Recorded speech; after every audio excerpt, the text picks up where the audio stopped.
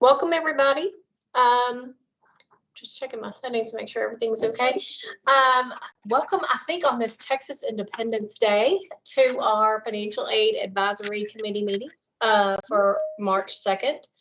And I just wanted to remind everybody that we are streaming live, making sure those housekeeping items, keep yourself muted. You can use your icons to raise your hands if you have questions, any of that.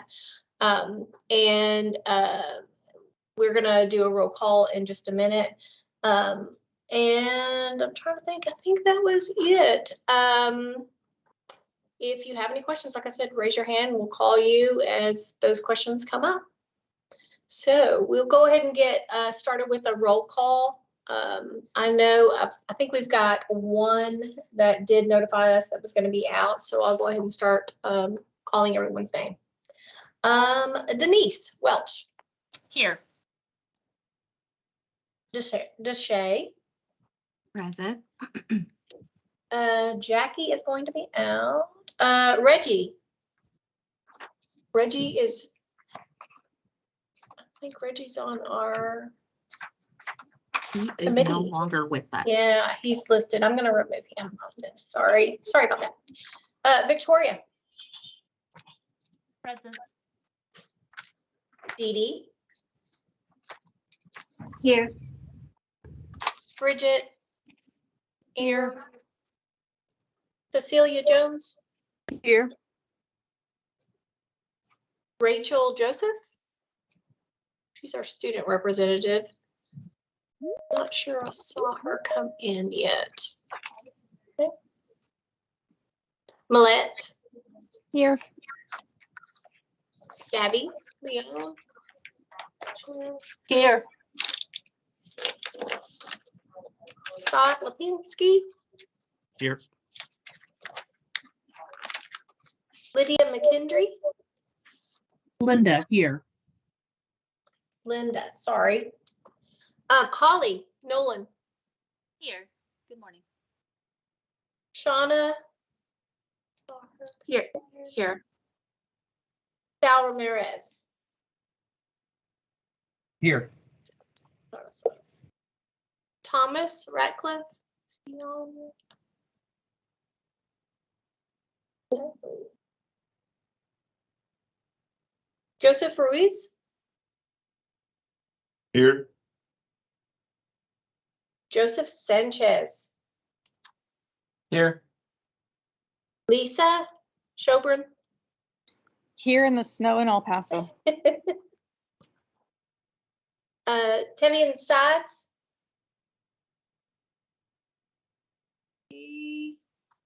Don't see. Sorry, I'm here. I was muted. Muted. I saw you there.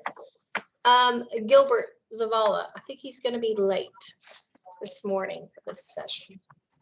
Okay. Okay. Okay, I guess we're going to move on. If I missed something, let me know, Deshay. I think we're moving on to agenda item 2 at this point. And we want to talk about our minutes from our last December 8th meeting. Hope everyone had a chance to review those. And if there were any questions or comments about that, any changes, anything on there that you saw that stood out?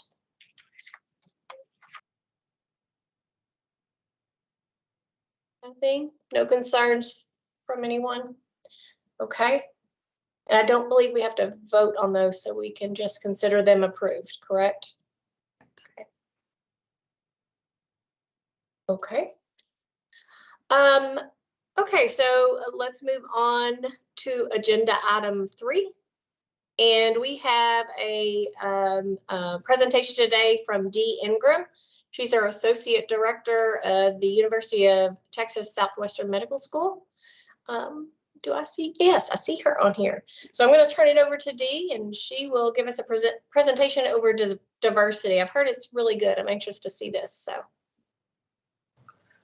Oh boy, I hope I can deliver on that. Hi, good morning, everyone. I am so glad that I have an opportunity to speak to you all this morning. I hope everyone can hear me okay. I hear some reactions and some nods. So I will go ahead and get started. But a little bit before I get started, again, yes, I am Dee Ingram, and thank you for the introduction. I've done this presentation a couple of times. There is an in-person interaction piece to it, but since we are virtual, it'll go a lot faster and also give us an opportunity to have a more interactive conversation. So I know everyone is on mute so we can, minimize background noise, but I encourage you to remember this is a dialogue. I am not a PhD in diversity, equity, inclusion. As you can see, I don't even have a higher education degree. That's an MBA, okay? So just because I may represent some intersectionalities between diversity and underrepresented areas does not give me all the answers. So I really want to encourage questions, comments, other points of view, even if they don't align with what I share today. This presentation has actually evolved over each time that I present. So I recognize the talent and the intelligence that I'm speaking to. So please mute yourself, raise your hand, share in the chat. That's what I'm looking for. Also, this is simply an introduction to diversity, what it is, how it works. So I'm going to go ahead and share my screen and start that presentation. Let's see if I can get this done. We practiced and everything, Deshay, so I hope we can work it out here. And then, all right. Are we good here? Your faces go away. So I can't necessarily see that it's presenting. You're good. So thank you. All right. So again, this is just an entry level one-on-one. I encourage chats and talking. So unmute, interrupt, feel free. We're all financial aid family here. So our objective and what we're going to start talking about is just an entry level explanation of what's meant by diversity, equity, and inclusion. What are some of those main principles? How do we go about doing it and what's important? And then, of course, some open discussion, hopefully, that we can have on how to implement that in our different avenues of what we do every day. So diversity, Webster, let's go with that definition, right? There's many out there, but it's simply the condition of having different elements, right? So we can be inclusive of different people, cultures, and how you show up in a space, different identities. I'm actually going to ask some questions. So if you want to unmute yourself, what are some different ways you show up in a space? Let's personalize it for a moment. What are some different ways you show up in a space, whether it's a meeting, a presentation, going to Starbucks, getting coffee? How do you show up in those spaces?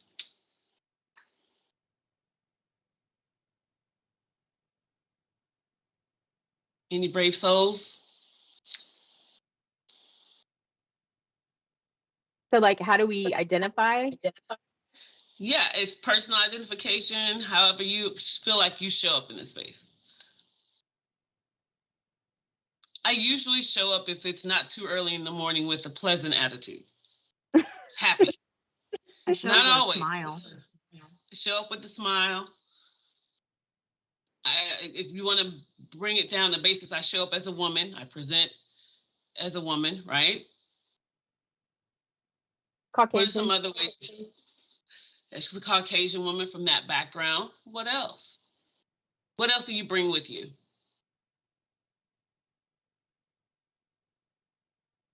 My bring education, your- my knowledge. Your education, your level of experience, and your knowledge that you bring, and that's very good. That's important. You That bring your definitely own is background and your own experiences with you everywhere you go. Absolutely. Absolutely. That's kind of where I'm getting at. Everything that how you come is how it's your background. The things that make up who you are is how you identify and how you show up in that space. Some things are more easily seen, right? How you physically appear, your abilities that are physical. But there's also some other things, how you were raised, how you were taught, what's good, what's bad. Those kind of things also come up. And that's basically getting to what is diversity, right? You guys brought up and actually hit on several of this. This is a diversity wheel image that I found, but it actually just shows a depiction. It's a visual representation of the different ways you can show up, right? I think Deshae mentioned her education and her work experience. That can be different when you hire on someone. Do you want everyone to have 40 years of experience in financial aid? Or do you want some newbies, right? Some people with maybe 1 or 2 years under their belt, so they will think about things different, see things different, give you a different point of view when we're discussing policy and procedures. I think someone said appearance, how they come in, Caucasian. Millette mentioned her race, Caucasian. That may have something to do with how you interact with students, what visual connection a student may have. Coming from an underrepresented area, and sometimes I go to a place, and I will tell you a personal story. I went to West Virginia for the first time several years ago, not knowing West Virginia and some of that background, right, knowledge that you get from your parents and generations before you. Be cautious. I went into a Target and I saw a Black person. I was like, oh, it's okay. You get those feelings of, do I see people that look like me here? Is it okay to be here? Is this a space where I'm okay? Some of those things come up. Also, family. This is one thing as a manager that I learned, that people come in with different family structures, right? And being aware of that can make a difference of points of views and thoughts that people have to think about. I may be wanting everyone to come in the office 8 to 5 and provide no flexibility, right? Want to treat everybody the same, 8 to 5. Well, I might have a person that has a small child that gets out of school at 4:30. Is there a problem with letting that person take a half-hour lunch and leave at 4:30? Think about those things when you think about, oh, well, I don't have a problem doing what I need to do at 8 to 5. She needs to make her own arrangements. Well, we want to make sure we give some grace and some thought about diversity, because there's some knowledge that mother may have or that father may have when we talk about policies, or we talk about maybe review professional judgments or things like that, that person that has a family that will think about, that someone that doesn't have that experience. So that's what we mean by diversity, is looking at the different ways people show up in a space and what can be added to a discussion or added to a thought process when we're making those systematic and long-range decisions. So once we are able to say we got that check, D, we're good. We know what diversity is. We know what it's meant. Now we have people in the space. They're there. We have to make sure we're doing this inclusion part, right? I should have named this, with all acronyms. We know in financial aid, we're good at acronyms, right? With all acronyms, they grow, right? So now we're talking about DEI in conversations, not just diversity. Well, the I in there, we're going to skip E for a moment and go to I and talk about inclusion, right? Just a simple practice of including and accommodating people from different backgrounds. So taking those diversity wheels. Now, the initiation of inclusion and diversity is around this global understanding that we have a history of underrepresented people. There's a whole power dynamic, a privilege dynamic that is historical. I'm going to push us past this and make it a little bit more narrow in our thought, so we can focus on how to implement this in real life. Changing the world is another conversation. We're going to talk about how we can effectively change what we do in this FAAC, the FAAC and financial aid world. So we want to make sure we're including and accommodating those people from different areas in our policy, in our procedures, in our office, in our presentations. So be inclusive in some ways. Any thoughts on how we can be inclusive? Now that we have the people there, what do we do to make them feel included? Be kind. Be kind, right? Be welcoming. Be kind to me, knowing myself. I am a good talker. If you put me in a room, especially with Denise, right, and Millette, and oh goodness, if Taryn's in the room, we can take over a conversation, right? We can share our opinions because we have a lot of them. I know I do. But we want to also be mindful of that person that may be new to that space. They may not be as vocal and willing to share, and to create some silence to allow them to speak up if they need to actually ask the opinion of someone that has a different makeup, right, than I do. I may need to ask my financial aid assistant that I just hired that has less experience than I do, never been manager, so they're not thinking with their manager hat, they're thinking with their service hat. How do we go about or review this policy that I made up? What do you see as some barriers or some things that we should improve? Not understanding that we don't have to know it all, and that in being inclusive in a space and actually gaining that additional mind power is where the brilliance happens. Any other ways that we can be inclusive, even if we get those people in the spaces? We can make sure everyone has access and can be comfortable in the space, that the physical spaces they're occupying are comfortable for them. I think that is a great point. It's actually what was in my mind. A lot of times, Millette and I do actually have same thought. I don't know if that was when I drink that Kool-Aid that you offered me at interview, that's how you had that happen. But one of those things is, if we think about physical access, right? We want to be inclusive of people with maybe just bare bones it, right? Physical disabilities. I can hire you to come work and you're in a wheelchair, but I don't have wheelchair access. Think about the days before ADA compliance. That is a new concept, people, that hasn't always lived. So if you can have diversity, you can hire people on your team, but then you don't allow them to have access to the spaces where decisions are being made. That's a big one. Access to the spaces where decisions are being made is what actually breeds that feeling of being included in discussions. So simply sharing your policies as you create them, having a team meeting from including everyone in your team when it's possible, or separate meetings to have conversations about new policies, new procedures, things that are coming up, things that are being discussed in those spaces where they're not necessarily automatically there. Sharing that information and allowing for conversation across the diaspora of your team is important to think about how to create inclusive environments. Any other thoughts there that anyone wants to share?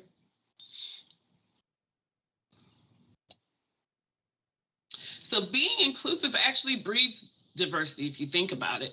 If you don't want to focus on the diversity aspect, but you want to be thoughtful in including people with different ideas, that will be contagious. I find it ends up breeding diversity when you actually open access, open the door. When you allow people to have different discussions, different thoughts, different ideas, that actually spreads like wildfire. When everyone feels heard and included, they'll tend to actually say, hey, come share your ideas. Have you ever done a survey and got 0 interaction or little to none response rate? That's because people feel like my time to actually share my opinion, nothing will happen.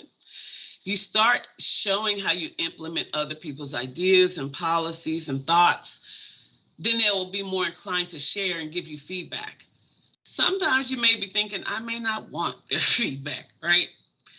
Well, all feedback can be good, even if it's not 100% accurate. There's something to be learned in each piece of that feedback, even if it's simply that, okay, what we're doing is not being clearly communicated. If somebody's not seeing your efforts, is it doing everything you want it to do?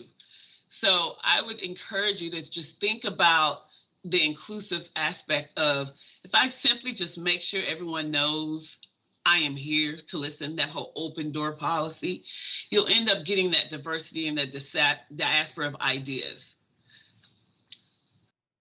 All right, so let's go to that E that we skipped over. This is the fun part for me, is thinking about equity. I think we've done a lot in recent years to look at diversity.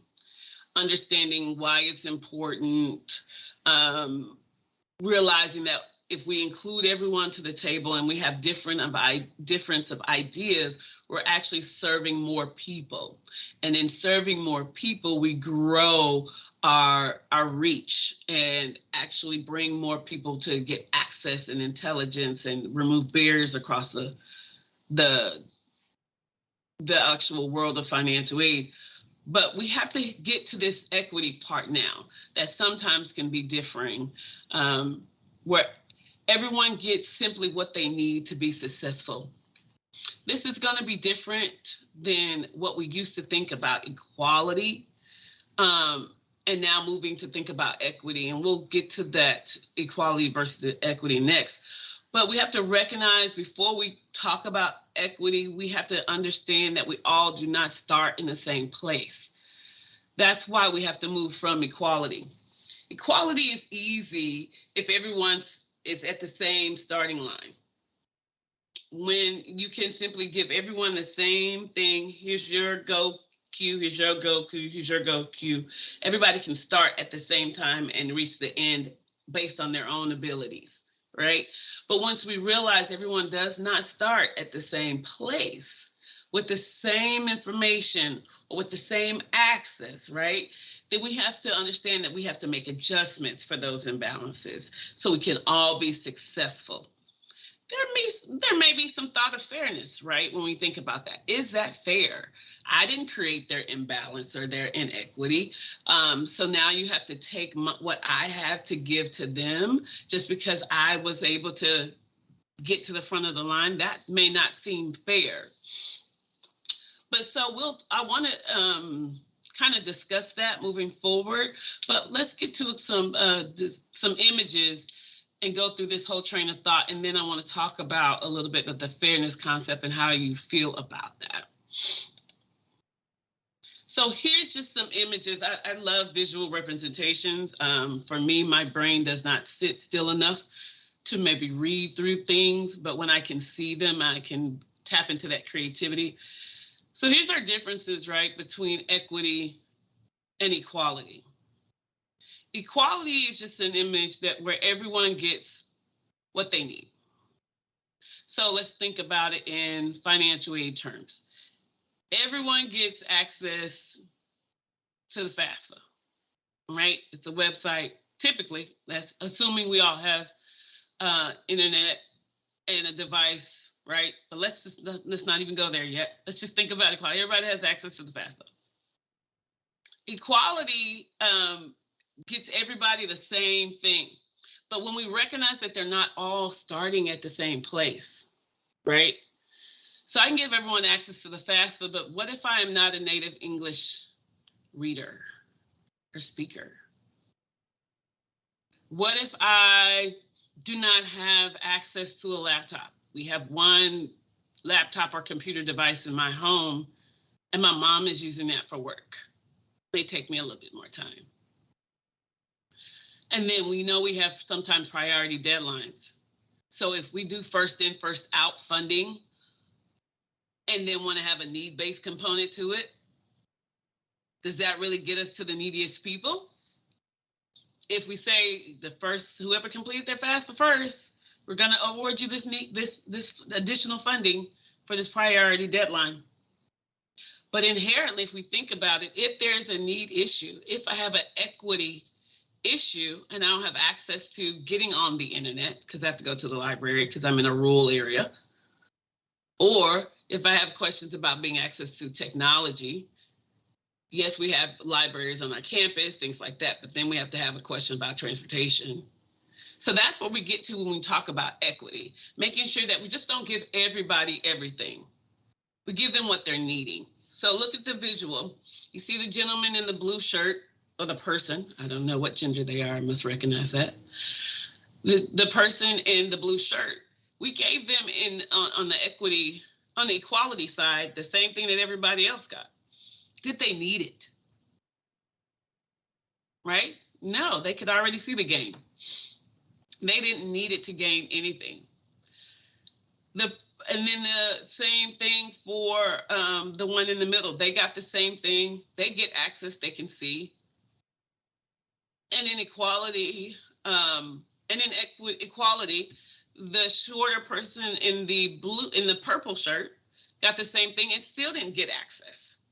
So I think that's what we see happen in the realm of equality. We give them all and we think we're done. But we actually did not even that playing field out. Everyone still didn't get access to view the game. So that's where the difference in equity and equality occurs. Any thoughts anyone wants to share about this visual? I think you pointed out a great Okay.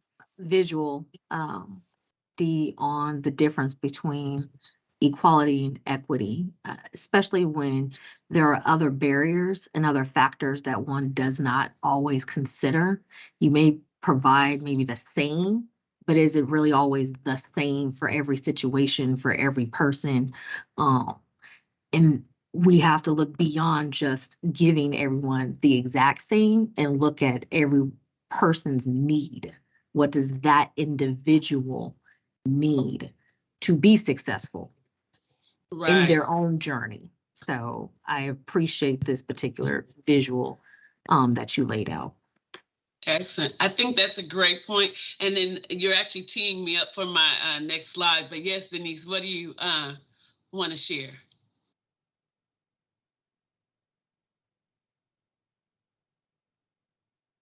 You're muted, Denise. I think about when COVID happened and our schools went online, and we're in a very rural area. And I think about the fact that the kids that lived in town, they transitioned real easy. The kids that lived out of town, they couldn't transition real easy because they didn't have internet at home. All they had was their phone. And we had to be able to accommodate those students, and we had to know about their need.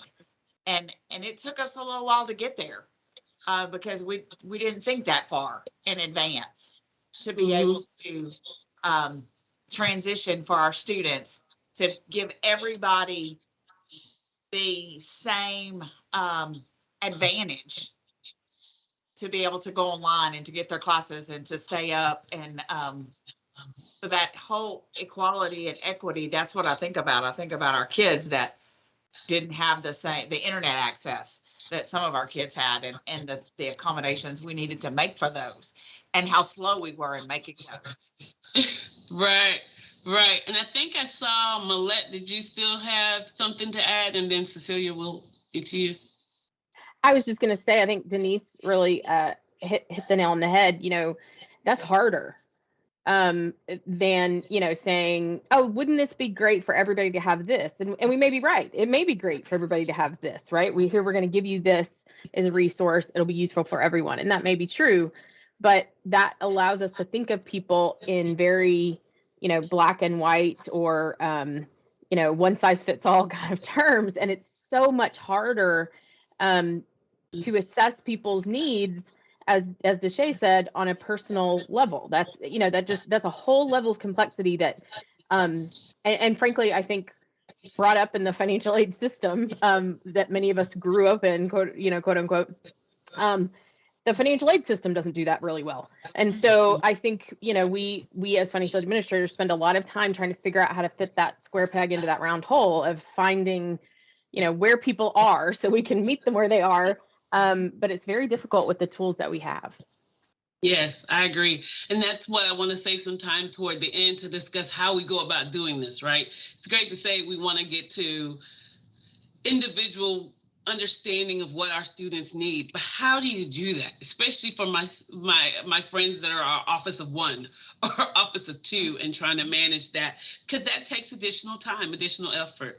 Cecilia, I think you had your hand raised. I can't see now, but yes, it's not too much more to add, but it not only did the students have challenged the institutions like ours, who didn't have full-fledged online programs. We had to learn.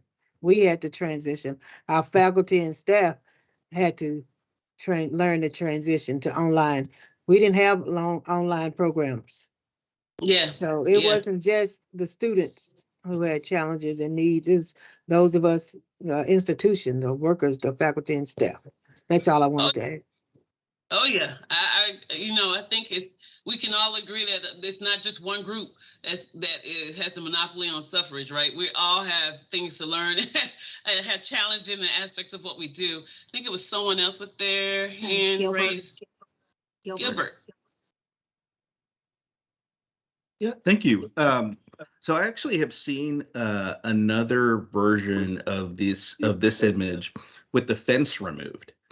And it got me to thinking, to Millette's point, right, that you think about the financial aid system and all its complexity, and really it's to me it's thinking through how can we make the system work a little better for those that it was intended to support, students and families, and are there ways that we as a group or the state can leverage things like linking Apply Texas to the state aid application. I mean, some of this is already in process, making it easier for students to pre-populate their FAFSA form based on their school data, their IRS, their income tax data. I mean, some of this is already, with the new round of FAFSA simplification, maybe it'll be simpler. I'm starting to get a little bit worried that maybe it's not so simple, with the delayed launch of the form. But that's just another I guess another perspective in terms of what we can do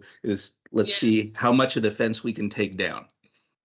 I think we would make the best basketball team because I'm getting these wonderful layups from Deshae and from Gilbert. So let's go to my next image to discuss what Deshae was actually getting to, and actually a little bit of what other people have shared. The reality, right, of the situation is, again, not everyone starts in the same place.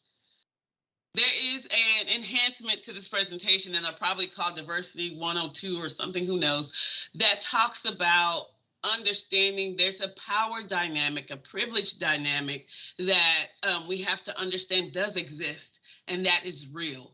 There are some people, as Denise mentioned, that when we have a crisis or a national emergency or anything, right, that has to be overcome, there's some people that are already teed up and set up to overcome that with ease, right? They have 1, 2, 3, 4, 5, 6, 7, 8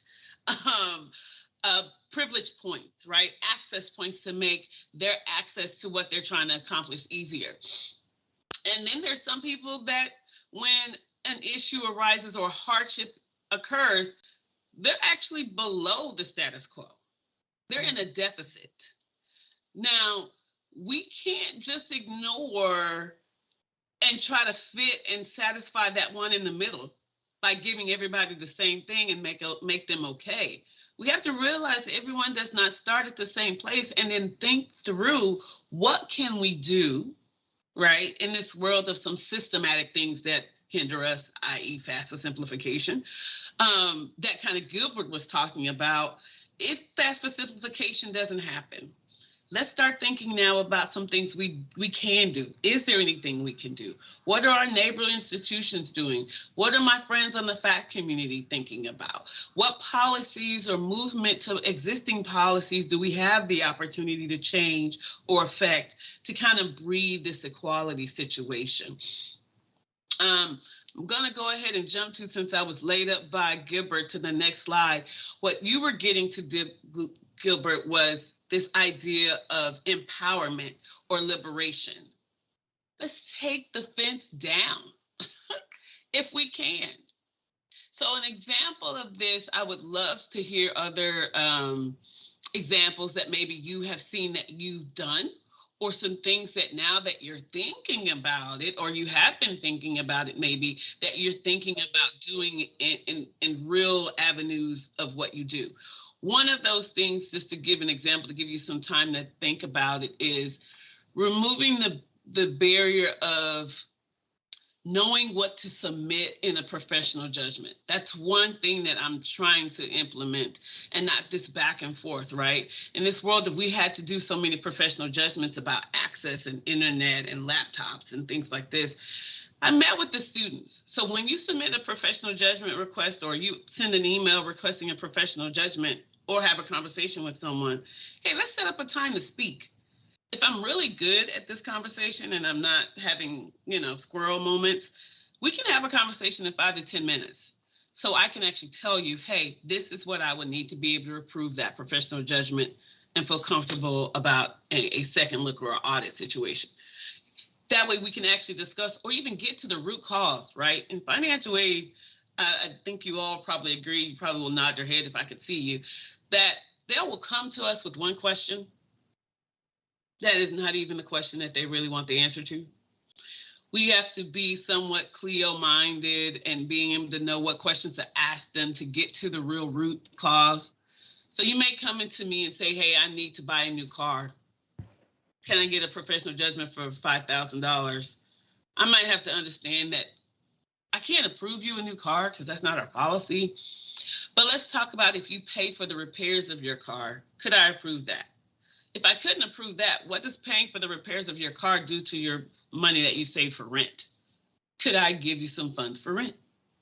Things like that, to be creative about those ideas that we have to get out of this mindset of fairness. This is a fairness conversation that I want to have at some point if we have time, to make sure we're cautious of our own biases and make sure we're not thinking, oh, they're just spending money like crazy. We have to be the money police, to think about, oh, we have to make sure they're being fair. We don't want to give this person that, not this person that. Let's remove those aspects, because at the end of the day, there's some personal responsibility that they will have to deal with when we're talking about aid.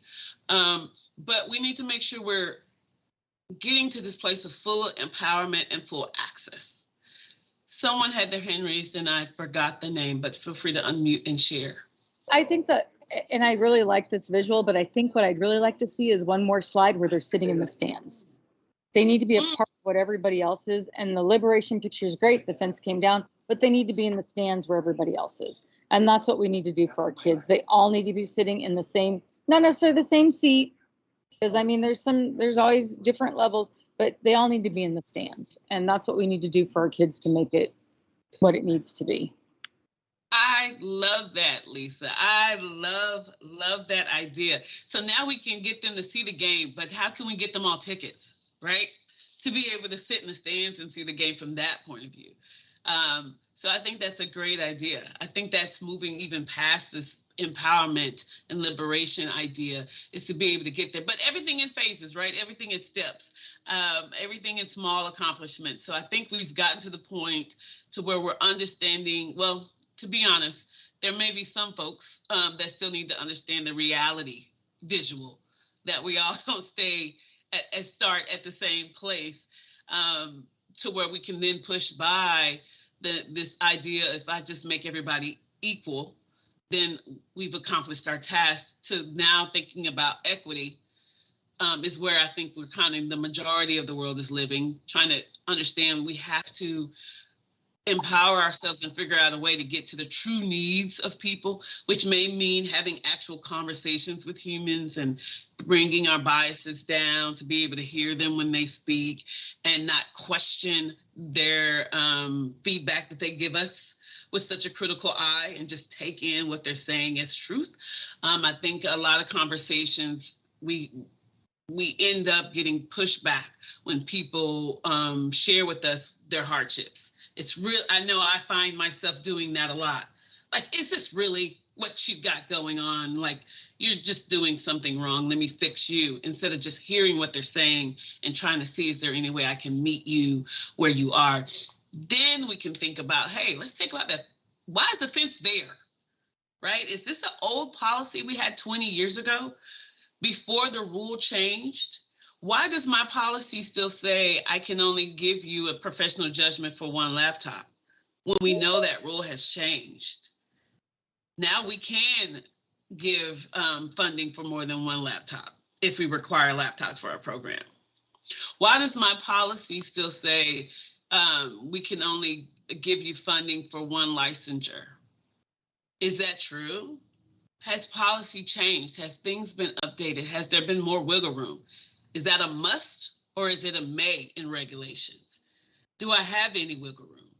So we can get those different fences and those barriers down. So thank you for sharing that. So not seeing any other hand raised or comments, and please feel free to unmute and stop me. I want to go to this next idea of why we do diversity, equity, and inclusion. What are we trying to accomplish? And what we're trying to accomplish is this sense of belonging, right? This is a three avenue, and I'm sure it will grow over time, but we can't just do diversity. We can't just have multiple identities represented in a space, right? And then we don't have inclusion. If we do that, what happens is we have all the different people there, but the dominant group or the dominant ideology is what stands out. If everyone is in those, let's say they're even in this actual meeting space, but there's only 4 seats at the table, and at the table are the managers from the different service areas. We invited our entry-level staff, our front desk people, but they're not sitting where the mics are on the table. They're actually sitting around the room in just chairs. Is it easy for their voice to be heard? Is it easier for us to get that feedback from them? Is it equitable? Do they feel like their voice has equal weight as our voices as managers?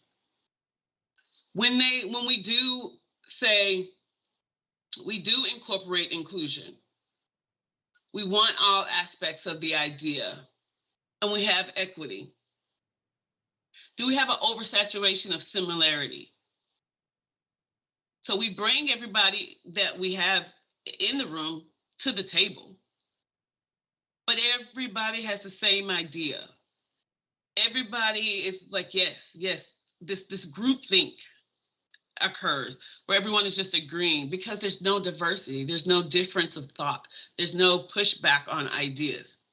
But when we have diversity, equity, and inclusion in the space, and they're represented equitably, we can get to that true sense of belonging. That's what diversity and equity is about. Diversity, equity, and inclusion is not about bringing up the underrepresented element and excluded the overrepresented. No, that's not what we're talking about. And I think that's what we hear kind of on the news today, is this fear of unfairness happening on the other side of the coin. That's not what we want to get out. We want to get at a sense of belonging for everyone that's in that space.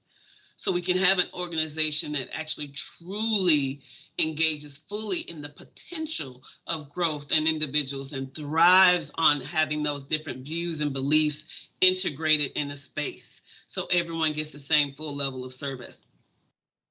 Any thoughts or things that anyone wants to share about this slide? If not, I'll go ahead and move to how we do it, right? I think we've seen some of the, oh, that's okay. Sal, did you have something you wanted to say? Yes, I apologize. It's just a comment in regard to the Venn diagram you had on the previous slide. I really like the intersections between the outer circles where the belonging was not included. I never thought about how 2 circles interacting on their own would create a different environment and how that would impact everybody else. It's interesting to see how those interactions come about and when you don't implement the whole system completely. I thought that was really interesting. I hadn't thought about that process. I haven't either. I until I started researching when I got this first request to put this session on, and that's why I put the image source in there to give credit where credit is due.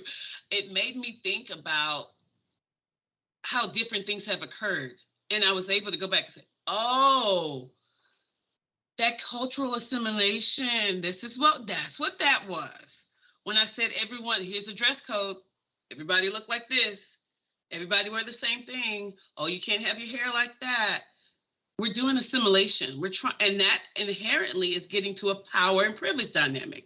In order for you to seem intelligent or for order for you to do the job task, I'm saying you have to look and dress like this. Is that reality? No. It's not. And all of our students and the people that we serve don't all look alike. So why are we saying we have to all look alike? This is a real thing that happened to me to make me think about that. And because I had a staff member that did presentations. And my old corporate mind was like, in order for you to be listened to and valued, you need to dress like this. You need to look like that. And that meant what she said and her intelligence was not as important as what she looked like. I had to just do a checking moment and think about that's not the case. Because somebody could show up in the room like she showed up and they wouldn't feel like they had a sense of being there and belonging. So that's the point of this slide. So I'm so glad you saw that, Sal, and I hope everyone can take from that as well. So let's get to this, how do we accomplish this? And so we can save time for some chats. So we see ourselves, I think, doing this now. Diversity and equity and inclusion showing up in different spaces. It can be done symbolically as well as systematic, right? Those symbolic things are kind of those surface elements, like with statements. So if you don't have a diversity statement, I think the outside looking in is going to think, well, is that you trying to tell me that you don't value diversity? So I think we're seeing diversity statements pop up, inclusiveness statements pop up, belonging statements pop up, which is amazing and great. There is a need for that. You have to do these symbolic things because outside looking in is important. And then there's images. This is one thing I think is I'm seeing as well when we think about publications and we do newsletters or we do an email and we refresh our web pages at our institutions. What images are you grabbing? Are you posting any images with people with persons with disabilities on those images? Are you making sure the image that you post has a cultural representation of the one you want to show? Are in your images, so we're a medical school. In our images, are we just showing the med students? Are we showing our PO, PT, our graduate professional, our clinical psych? Are we representing everyone there, right? So that's some of those symbolic things we can do to kind of show diversity, equity, inclusion. And then kind of some things that our brilliant brains have already come up with in this call is some of those systematic things, presence, making sure the people are in the room, access, making sure we have a big enough table to bring everyone to the mic and making a climate of inclusiveness so we are listening to each other and actually getting to what we call that true sense of belonging, to where everyone feels like they're here, they're heard, they're in this space. I have on my presentation some really great resources, and I didn't get a chance to test this out yesterday when we ran through, so I won't do it today, but I want to point out, and I'll share this in the chat, this TED Talk about the danger of a single story. I've shared this in the presentations that I've done before. It is only 5 minutes, but I want to get to some chatting amongst ourselves and some takeaways and open discussions. I encourage you, in the 5-minute or 15-minute break that you get, listen to this story. It should be queued up. If not, in the first 5 minutes, you should hear what I want you to hear. It talks about the danger of the single story, and that kind of gets us to the point of why diversity, equity, inclusion is important. You'll see how it can make a difference in a group. So I just want to tease that a little bit to you as some kind of takeaway homework assignment for you to kind of listen to. And I'll share my presentation. I'm sure it'll get shared out to you all. And then definitely this link I'll share in the chat so you all can click on it and look at it. The first 5 minutes is amazingly great. All right, so I just want to leave some opportunities for some talk. Do we have anyone? I'm gonna actually stop sharing so I can see everyone's faces. And just say, is there anything that has been a burning thought, a question, a comment, something that you sat into a room talking about diversity and equity and inclusion and said, but wait, or I feel, you know, those kind of things. I think it's important to understand we are all humans, right? We have all our own thoughts and ideas. And I want to hear any safe space, right? Safe space cone, safe space world, to share, to maybe add to some things that maybe I haven't thought about, or some of our colleagues on this call haven't thought about. Anything that anyone wants to share?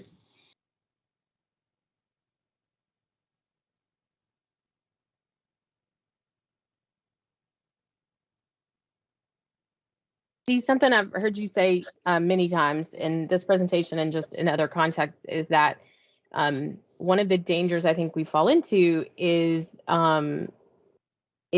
thinking about diversity or equity or inclusion along the lines of, it's what you started your presentation with. Some of the things we come to the table with you can see, and some you can't. And so I think it's easy for us, not easy, it's easier for us as humans to start our thinking and to maybe end our thinking about diversity with the things that we can see about each other. Maybe sometimes our racial or ethnic background, our age, sometimes our gender or our perceived gender, you know, things like that. But I think it's a very, you know, I think there's just such a more broad definition of groups that we may not always think about that are marginalized or just not represented. And so I'd be interested in your thoughts or anyone's thoughts about, you know, what are other sort of groups of talent that we're missing out on because we're not, you know, maybe we've gotten to the place where we can include, you know, people of color, or we can include women, or we can include, you know, some version of diversity, all of which is very valuable, but who else might we be missing? I think that's a great point to think about, because the one thing I like to push back on and make people kind of go, because I have to go, is diversity the same in every space that you're in? So at TASFA, when I talk about diversity at that level, I want to look at the space I'm in and think about what's missing here. First, I have to understand I don't know everything. Ugh, that was a challenge, right? I don't know. I am all knowing. What do you mean? Yeah, that's a check moment, right? I don't know everything. So what do I not know? Sometimes you don't know what you don't know, right? So you have to realize I don't know things. So how do I get people with different ways of thinking, right? Let's not even try to tackle this racial inequality, gender inequality. Like, we know about those things. But what about the way we think?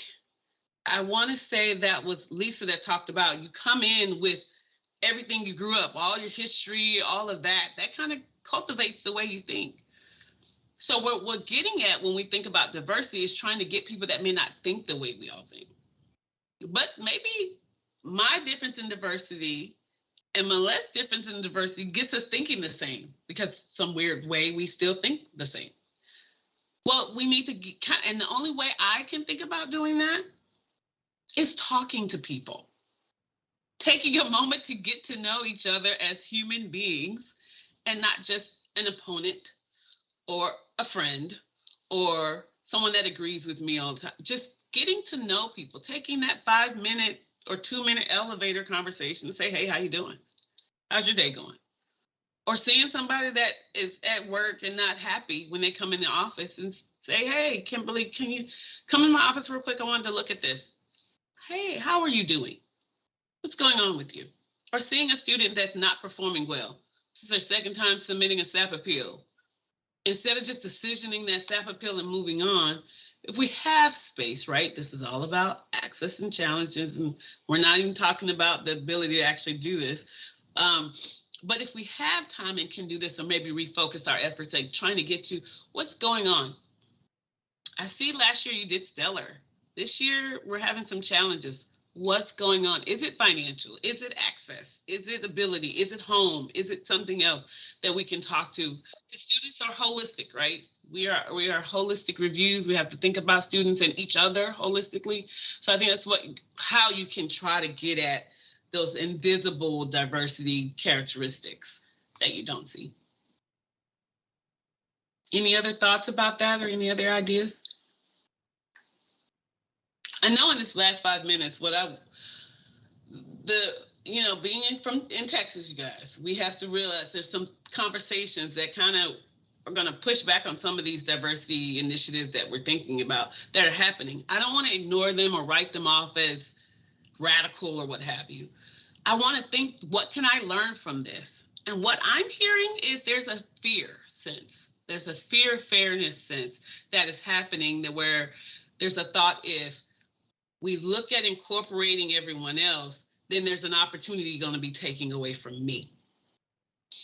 And one thing I learned in one of the early sessions in professional judgment classes is that's because we think there's only one pie.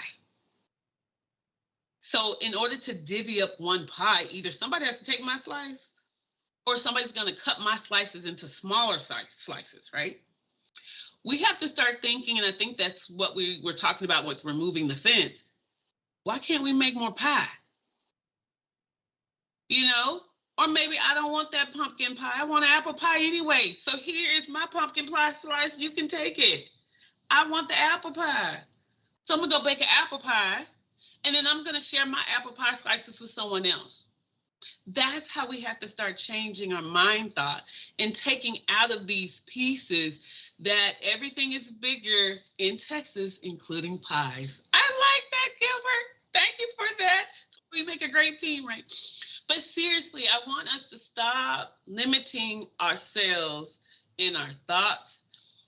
Yes, we have regulations. Yes, we have rules. But first, let's look at these policies and these regulations, and let's get to the why they were created. Once we get to remember the why, that's what I like to say, let's remember the why, and then we can reevaluate if that why is still necessary. The world is going to keep spinning, right? So things have changed even in the 5 years ago when we created that policy. I don't know about your association, but I know in our association meetings and conversations, we look at our policy and procedures, and there's still words like mail out letters on. Who is getting stamps? Anybody? No, send an email. Do we still have students bringing in paper? Why? Use your phone, scan your camera, email it to my inbox. Now I don't have to worry about the fence of transportation. I don't have to worry about the fence of did you use blue or black or green or what ink. I don't have to worry about your ability to write legibly. Oh my God, right? So some of those things about removing the fence can actually be done with not too many changes. I don't have to go to the provost to actually put in a policy that says you can scan in images. Now, there may be a policy that needs blue ink on an actual document because it's a notary or what have you, and COVID policies have changed back. So I need you to bring it in. But when we have those, we have those. When we don't, we don't. So let's find those small wins that we can take. Is what I'll share. I'll leave you with. But when you do have a moment, I encourage you to see the dangers of the single story. It's a longer TED Talk, which is the whole thing is amazing. She has a beautiful accent, I will say. So if you don't do anything but to listen to her voice, but she has some really great takeaways. It's going to make you think. It's going to really make you think. But I just want to thank you again for having me present. I enjoy, of course, if you don't know me, I enjoy talking. And I enjoy seeing some of my friends and making new friends. So nice seeing everybody. And I'm here.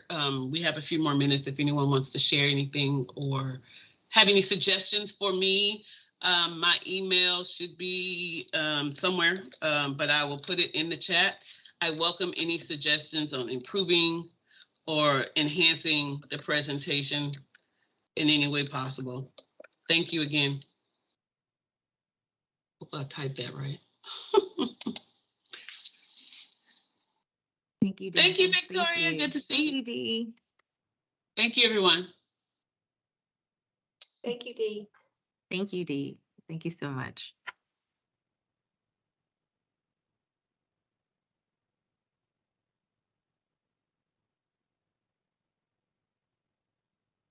That was a great presentation. Let's move on to agenda item 5.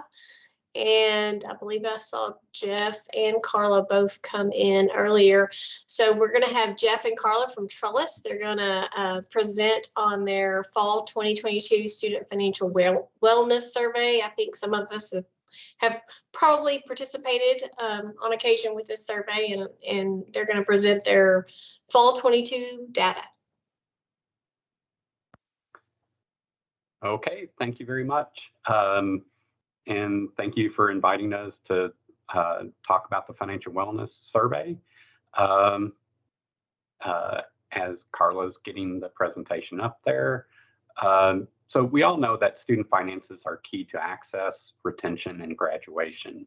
And I think this is the perfect group to hear about the survey because one, you represent institutions.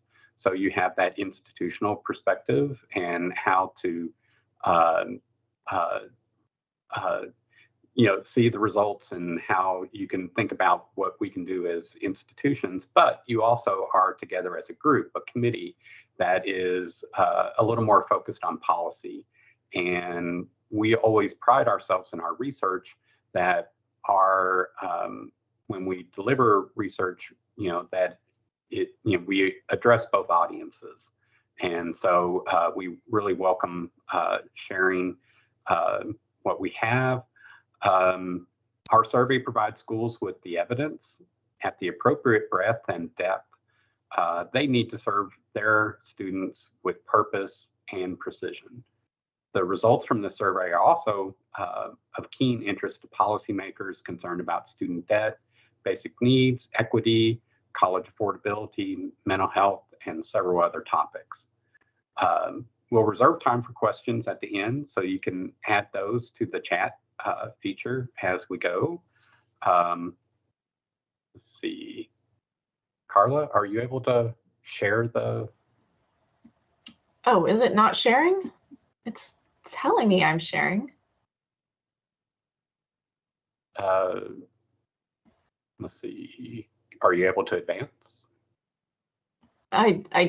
It's showing the presenters from what I can see. Is that not what you see? No. How about the audience? What are you able to see right now? It says Student Financial Wellness Survey. It's a blue screen with your name on it and Carla's name on it. Weird. And the next slide has your pictures on it. We can see the next slide. We see your Someone slide. We started just it. don't see it in a slideshow format. Yes. Okay, let me try stopping and trying again. Sorry about that. Oh, no worries. And while Carla's doing that, I'll just talk a little bit.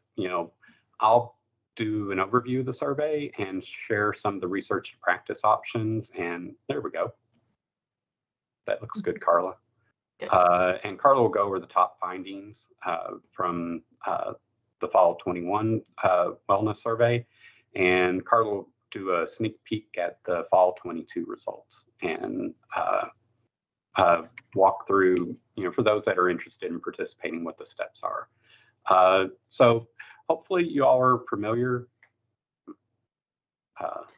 Sorry, it went too far. I thought I went back. Yeah. It's a little slow. Okay, there we go. I'm sorry. Okay. So I think most of y'all are familiar with Trellis. We're a nonprofit focused on helping people leverage the power of post-secondary education and learning to improve their quality of life in the communities where they live. So research has really been a part of Trellis for over 36 years. Next slide. And let's see. Are you able to advance, Carla? There we go. So we have over 30 years experience conducting higher ed research for both colleges and policymakers. We design research strategies, design and implement research strategies focused on higher education. We look at student success primarily through the lens of college affordability. And when we were when as a guarantor, we were guaranteeing new FFELP loans, you may be familiar with us from then. Since then, we've primarily been serving 72 institutions for federal student aid as part of a project called Project Success that serves institutions, minority serving institutions from Florida, Georgia, Alabama, Mississippi, Louisiana, Texas, and Oklahoma. And we provide a full range of research for them. Okay, next slide. So we produced nearly 400 reports last year. We surveyed over 200 million students over the past 4 years, and we've worked with 125 different clients for our research.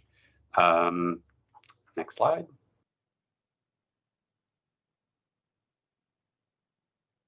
And so if you are interested in, we provide our research in a monthly newsletter.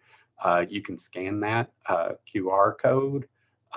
If you want to join our monthly newsletter, we have original content each and every month, lots of research briefs, infographics, things like that. And so we have all of our publications on our website. We're also on Twitter. Thanks. Next slide. Okay, so to the Student Financial Wellness Survey, it's a self-reported online survey that documents the financial well-being and student success indicators of post-secondary students. The survey is free to schools to participate,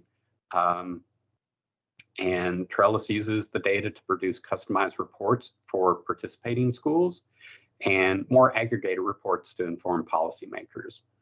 And so if this committee would like a Texas aggregate report to inform state policymakers, we would be happy to work with you on that. So just let me know about that. And so in thinking about the Student Financial Wellness Survey, I've been at Trellis for a long, long time. And this project has really led to some of the deepest, most thoughtful engagement that I've experienced as part of my career. Next slide. And there's another QR code. If you want to click on that, that'll be our latest report.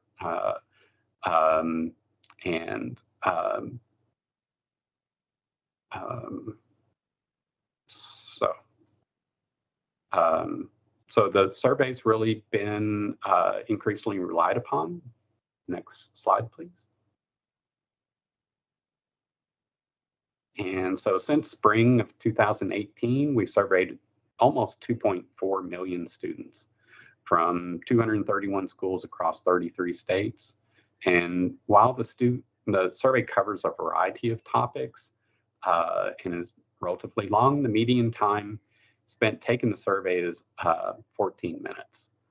And our latest report covers the fall of 21. We had our second highest response rate, 8.9%, and we had over 700 students who were surveyed and responses from 63,000 of those students. And we had 40 schools from Texas participate, so really good representation. And here's those schools. We certainly have a lot of community colleges. We're well represented there. But we also had 16 schools from four-year schools. And if your school did participate, love to see you say something in the chat. Always good to hear from those that have participated. And thank you for that. So our survey covers many aspects of student financial wellness. And so for paying for college, there we talk about things like the categories of self-help, so relying on your current wages, your savings, support from family, support from grants, and various different types of credit. We do talk about student credit card use and risky borrowing, including auto title loans and payday loans. So you'll get that kind of window into some of the tools that your students are using. And we look at financial decision-making factors and financial behaviors. This includes financial literacy, confidence in managing finances, openness to seeking help, and financial behaviors like paying bills on time and controlling your impulses. We have a section on student financial security, which talks about savings sufficient to meet emergencies. Number of times students are running out of money, and the frequency that students are selling their belongings just to make ends meet. We do have questions related to basic need security and mental health challenges. So food security, housing security, and homelessness. We also have questions that indicate whether the student is suffering from anxiety and depression. When you're thinking of a student in a more holistic way, it's important to understand those elements of their situations. And then we have, a section on students who are parents and the special issues associated with attending school while you have parenting obligations. So with that, I'll hand it off to Carla to cover the content of the report and starting with how students pay for college. Great, thanks, Jeff. So students are relying on a lot of different resources to pay for college, and we have a series of questions in the survey to try to understand the different resources that they're using.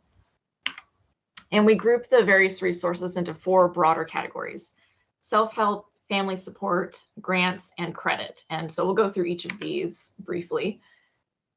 Self-help, there's 2 resources in this category: current employment and personal savings. A majority of respondents in both the 2-year and 4-year sectors reported using both of these resources to pay for school. However, only 1% of 4-year respondents and 7% of 2-year respondents used only these self-help resources to pay for school. Nearly all students needed help from other resources to afford such a large expense. So let's look at some of these other resources. Family support has 2 resources: support from parents and or family, and student loans that the parents take out. And in both of these resources, it's more common for 4-year respondents to say that they had this resource than the 2-year respondents, as we might expect. And then looking at grants, this is another category that has, at least with one of them, has pretty wide usage among respondents in both sectors. There's 3 resources in this category: Pell Grants or other grants, scholarships, and veterans benefits. Like we saw with the family support, scholarships are more common in the 4-year sector, but grants were one of the most used resources in any category. It's nearly equally used between the 2 sectors. And then we saw just small percentages of respondents reporting using veterans benefits. And then lastly, looking at the credit resources, this includes student loans that the student borrows, credit cards, and student loans the parents take out, which we saw in the family support category, but it makes sense in both, so we put it in both. So just like the loans that the parents borrowed, student borrowing is much more common in the 4-year sector, as we might expect. But also over a quarter of respondents in both sectors reported using a credit card to pay for school, which is not great. Sometimes also students must seek out other resources when they find themselves in a financial bind, when those resources that we just talked about aren't covering costs, or when something unexpected happens. So some forms of public assistance were expanded during the pandemic, which was great. That did help some college students. Many students received various forms of public assistance in 2021, including 54% receiving federal stimulus funds. Also, 22% used medical assistance and 18% used food assistance. And then smaller percentages used other types of assistance like unemployment, utility, housing, and childcare. Now, students who reported receiving some kind of public assistance were more likely to have experienced basic needs insecurity. About half of those who received public assistance reported experiencing low or very low food security, compared to 38% of those who did not receive public assistance. And 62% of those who received public assistance had experienced housing insecurity, compared to 39% of those who had not. We also see that certain other groups of students were more likely to have received public assistance. That includes students who received emergency aid from their institution, those who had borrowed money from family or friends, those who had experienced financial struggles while enrolled, also first-generation students, female students, non-white students, students who are parents, students enrolled at community colleges, students older than 24, and students who used Pell Grants or other grants to pay for school. Now I'm going to pass it over to Jeff to talk about some of the research or practice ideas related to this topic. Thanks, Carla. So I think what becomes evident in looking at how students pay for college from our survey is that they're cobbling together money from a variety of sources. So, you know, it's from their own resources, but also they're having to reach out to family and also the various student aid programs, you know, institutional, state and federal, each with their own sort of different eligibility terms.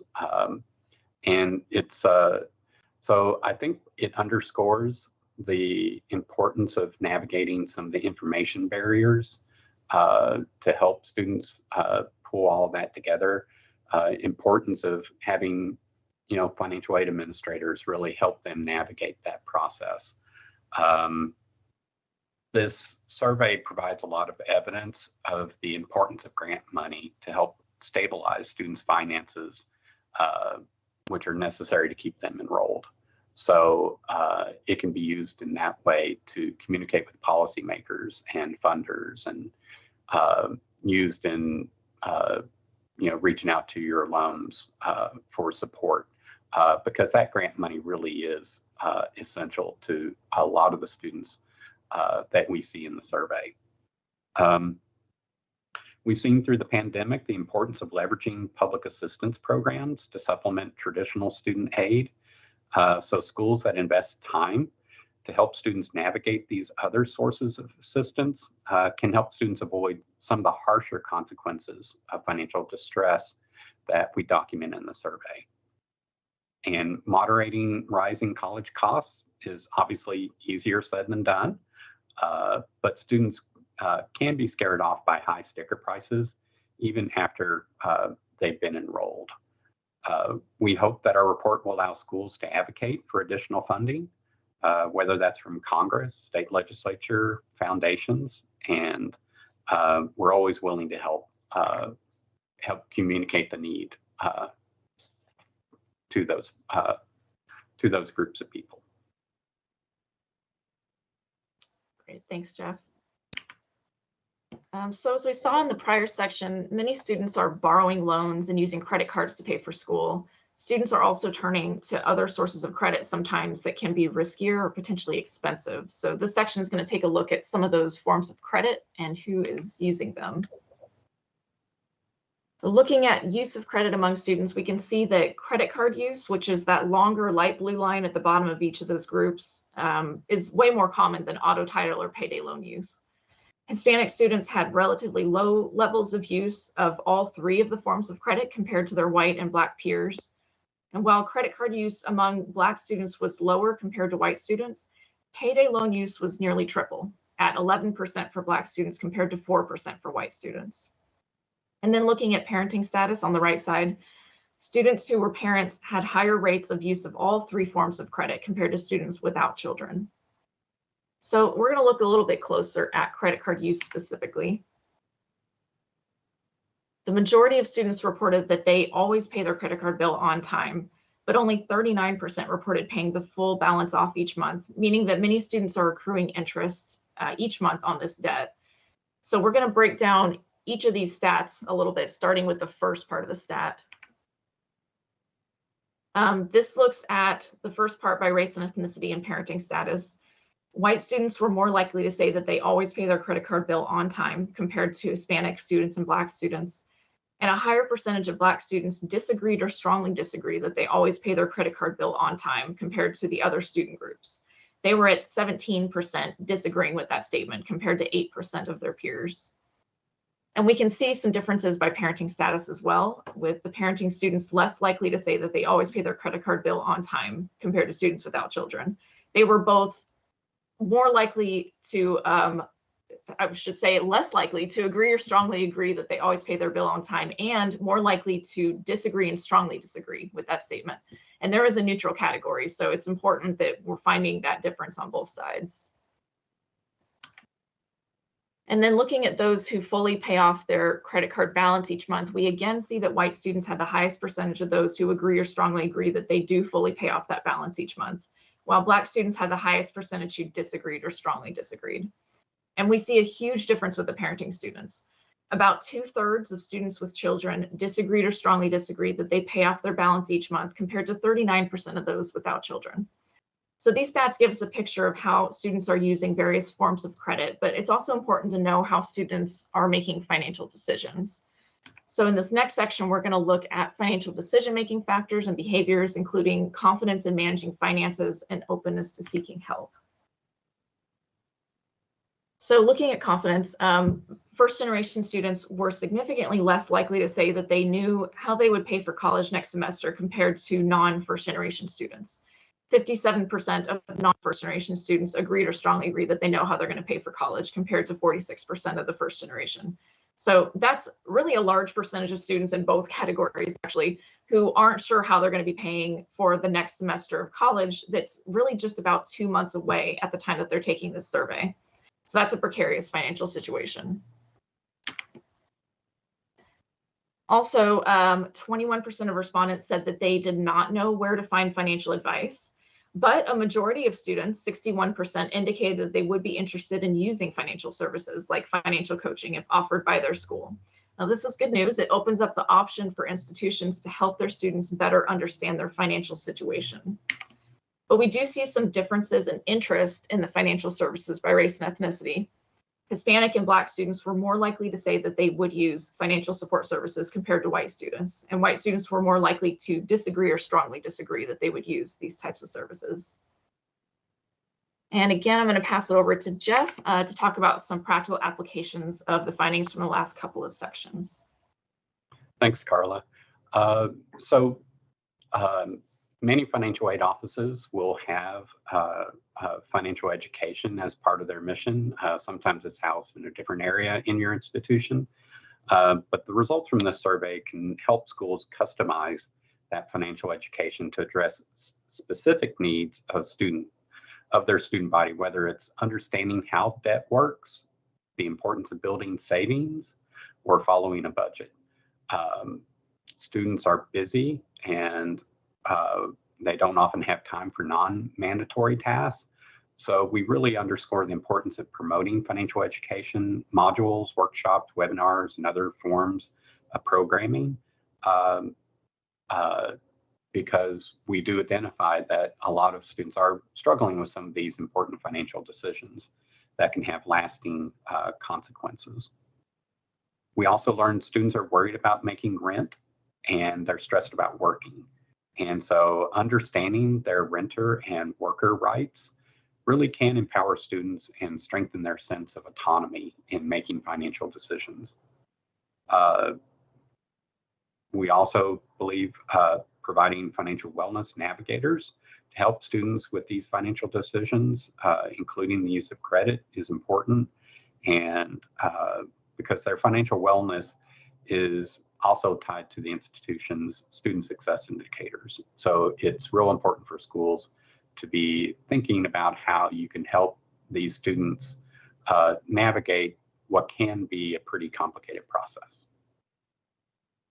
All right, thanks, Jeff. So we're going to move into financial security. As we all know, financial challenges are common among post-secondary students. And beyond the emotional, mental, and physical tolls associated with financial insecurity, these students are especially vulnerable to academic disruptions and complications like stopping out or dropping out of college. So to start with, we ask, or for this section anyway, we asked our respondents to indicate if they worried about paying for school or paying for their monthly expenses. While nearly half of students overall worried about these aspects, first-generation students and those attending four-year institutions were significantly more worried about paying for college and paying for their monthly bills. And then we looked at some of these key metrics by race and ethnicity as well, looking at Again, worrying about current expenses, worrying about paying for college, and then also added in here is a question that asks if you would have trouble finding $500 in the next month in case of an emergency. So in looking at this, Black students were most likely to have trouble getting $500 in case of an emergency on that left side, and we're slightly more worried about affording current expenses in that middle chart. And Hispanic students were the most likely to worry about paying for college in the chart on the far right. And Black and Hispanic students were also more likely to report running out of money during the year. 41% of white students said they never ran out of money during 2021, compared to just 15% of Black respondents and 25% of Hispanic respondents. And 30% of Black respondents reported running out of money 8 or more times in that time frame, which signals that the student is potentially in financial crisis. So we're going to dig in more into financial crisis issues in our next section here, looking at basic needs security, and we'll also talk about mental health challenges as well. Students who struggle with basic needs have a more difficult path to earning a degree. These struggles make it very difficult to focus on schoolwork and being academically successful, and it can have far-reaching impacts on other aspects of the students' lives, like their mental and emotional health, their social life, and their physical well-being. We're going to start off by looking at food insecurity. In our survey, we use a 6-question validated scale from the U.S. Department of Agriculture to assess food insecurity among students, and we find that 42% of respondents showed signs of either low food security or very low food security within the 30 days prior to taking the survey. Now, to address this crisis on college campuses, many institutions have implemented on-campus food distribution centers like food pantries or food closets, to help assist their students who are struggling to meet their basic needs. These pantries often include more than just food. It can include personal hygiene products, diapers, or other items for children. Also, there can be assistance applying for benefits programs like SNAP. So knowing this, our team added a few questions related to food pantries in the instrument in 2021. And it's really interesting when we took a look at students who attended a school with at least an on-campus food pantry. Just over a third knew that pantry existed. And of the students who were not aware of this valuable resource, 42% of them were experiencing low or very low food security. So 42% of students who did not know their school had a food pantry were experiencing food insecurity. So there is a critical lack of awareness of this benefit among students who need this assistance the most. Now, students who are food insecure are also much more likely to experience housing insecurity.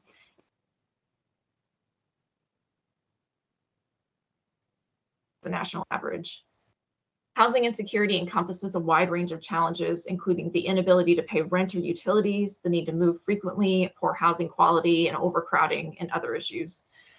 We use a modified housing security scale developed in coordination with the Hope Center for Community College and Justice and Dr. Rashida Crutchfield at CSU Long Beach. And using this scale, 46% of students were identified as housing insecure. We also found, using a homelessness scale, that 15% of respondents indicated experiencing homelessness at some point since starting college. Now, college students frequently experience one or more forms of basic needs insecurity at a time, whether that be food insecurity, housing insecurity, or homelessness. But basic needs security can also be fluid. It can change over time, meaning that, for example, a student may be food secure during the fall and spring semester, but suffer very low food security in the summer when they don't have that meal plan. So looking at overall basic needs security, 59% of surveyed students experienced one or more of the measured insecurities in the prior 12 months, be that food insecurity or housing insecurity or homelessness, or more than one of those. So 59% had at least one. 29% of respondents were both food insecure and housing insecure at some point. And overall, 10% of respondents had faced all three within the past year. So with nearly 3 in 5 students facing basic needs insecurities that endanger their academic potential, health, and future success, it's critical for institutions, communities, and policymakers to intervene and provide targeted supports. We also added 2 short-form validated scales in our survey in 2021 that screen for depression and anxiety. We find that mental health concerns are common among respondents in our survey.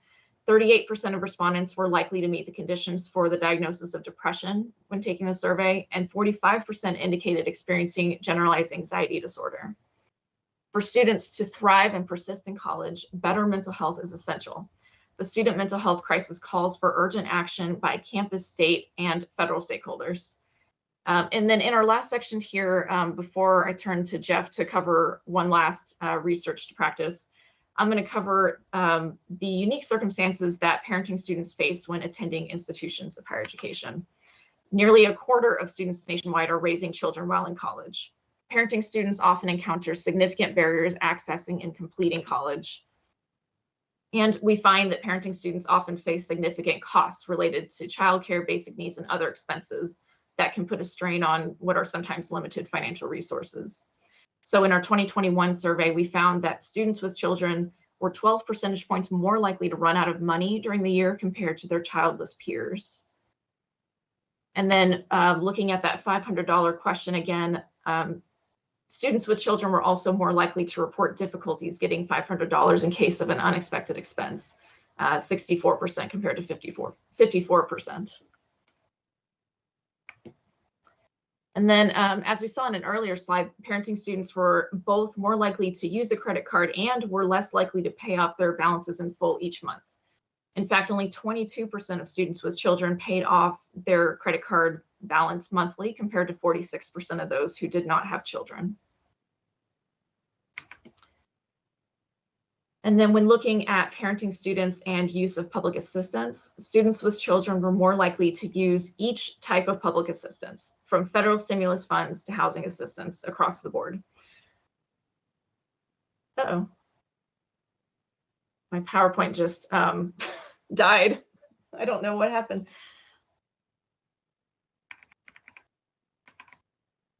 Oh boy. I don't know if there's a faster way to do this. Sorry, y'all.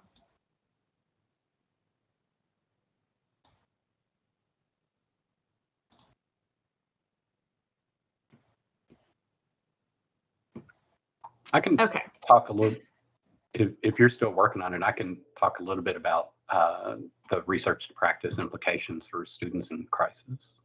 Okay, yeah, we were just about there. Can you see it or is it not showing? No, can't see it. Okay, yeah, go ahead, Jeff. Okay. So Carla's last portion of the presentation really focused on students who are in a situation of crisis. And when they're in that situation, it's a very fragile situation. And we just want to stress the importance of good communication because it matters. One offbeat statement can really send the wrong message that the student doesn't belong on the campus. And so raising awareness of poverty and destigmatizing, seeking help can help reassure the student long enough to allow the school to communicate what other options are available to help that student navigate their way through that financial crisis. Hiring social workers to help students navigate public assistance program has been used by many schools. If needed, also providing the mental health care. And for students in crisis, time really does matter. So emergency resources and processes need to prioritize rapid response and empathetic delivery. Those are going to be important given the situation that they're navigating. And this all just stresses the importance of serving the whole student. And that means recognizing the mental toll students in financial distress endure. And when you really think about it, it really is amazing what many students are willing to endure. Food insecurity, heavy debt, working long hours while a student in order to earn a degree. And a timely helping hand can really change a life and earn you a lifelong promoter. Okay, thanks. Is it showing again?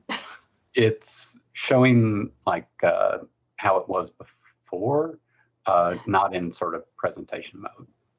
It's really weird. I don't know why I seem to be having trouble today.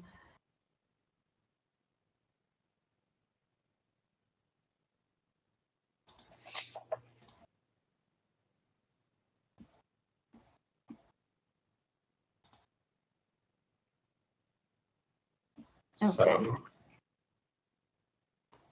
I don't know if you're able to get into slide mode. I don't know why it's choosing this now. It's like the only option it's giving me. It's very strange. Yeah.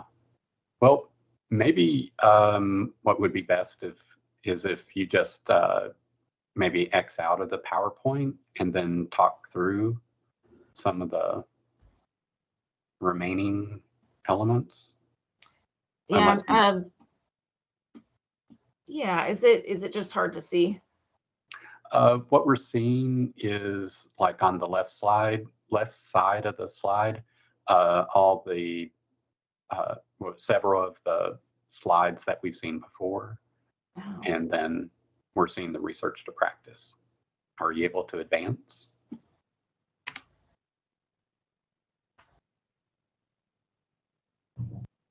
It Does doesn't that look advance like it? it's in slideshow mode on the screen. It might be on your side, but on our side, it's just in the regular Okay. slideshow mode.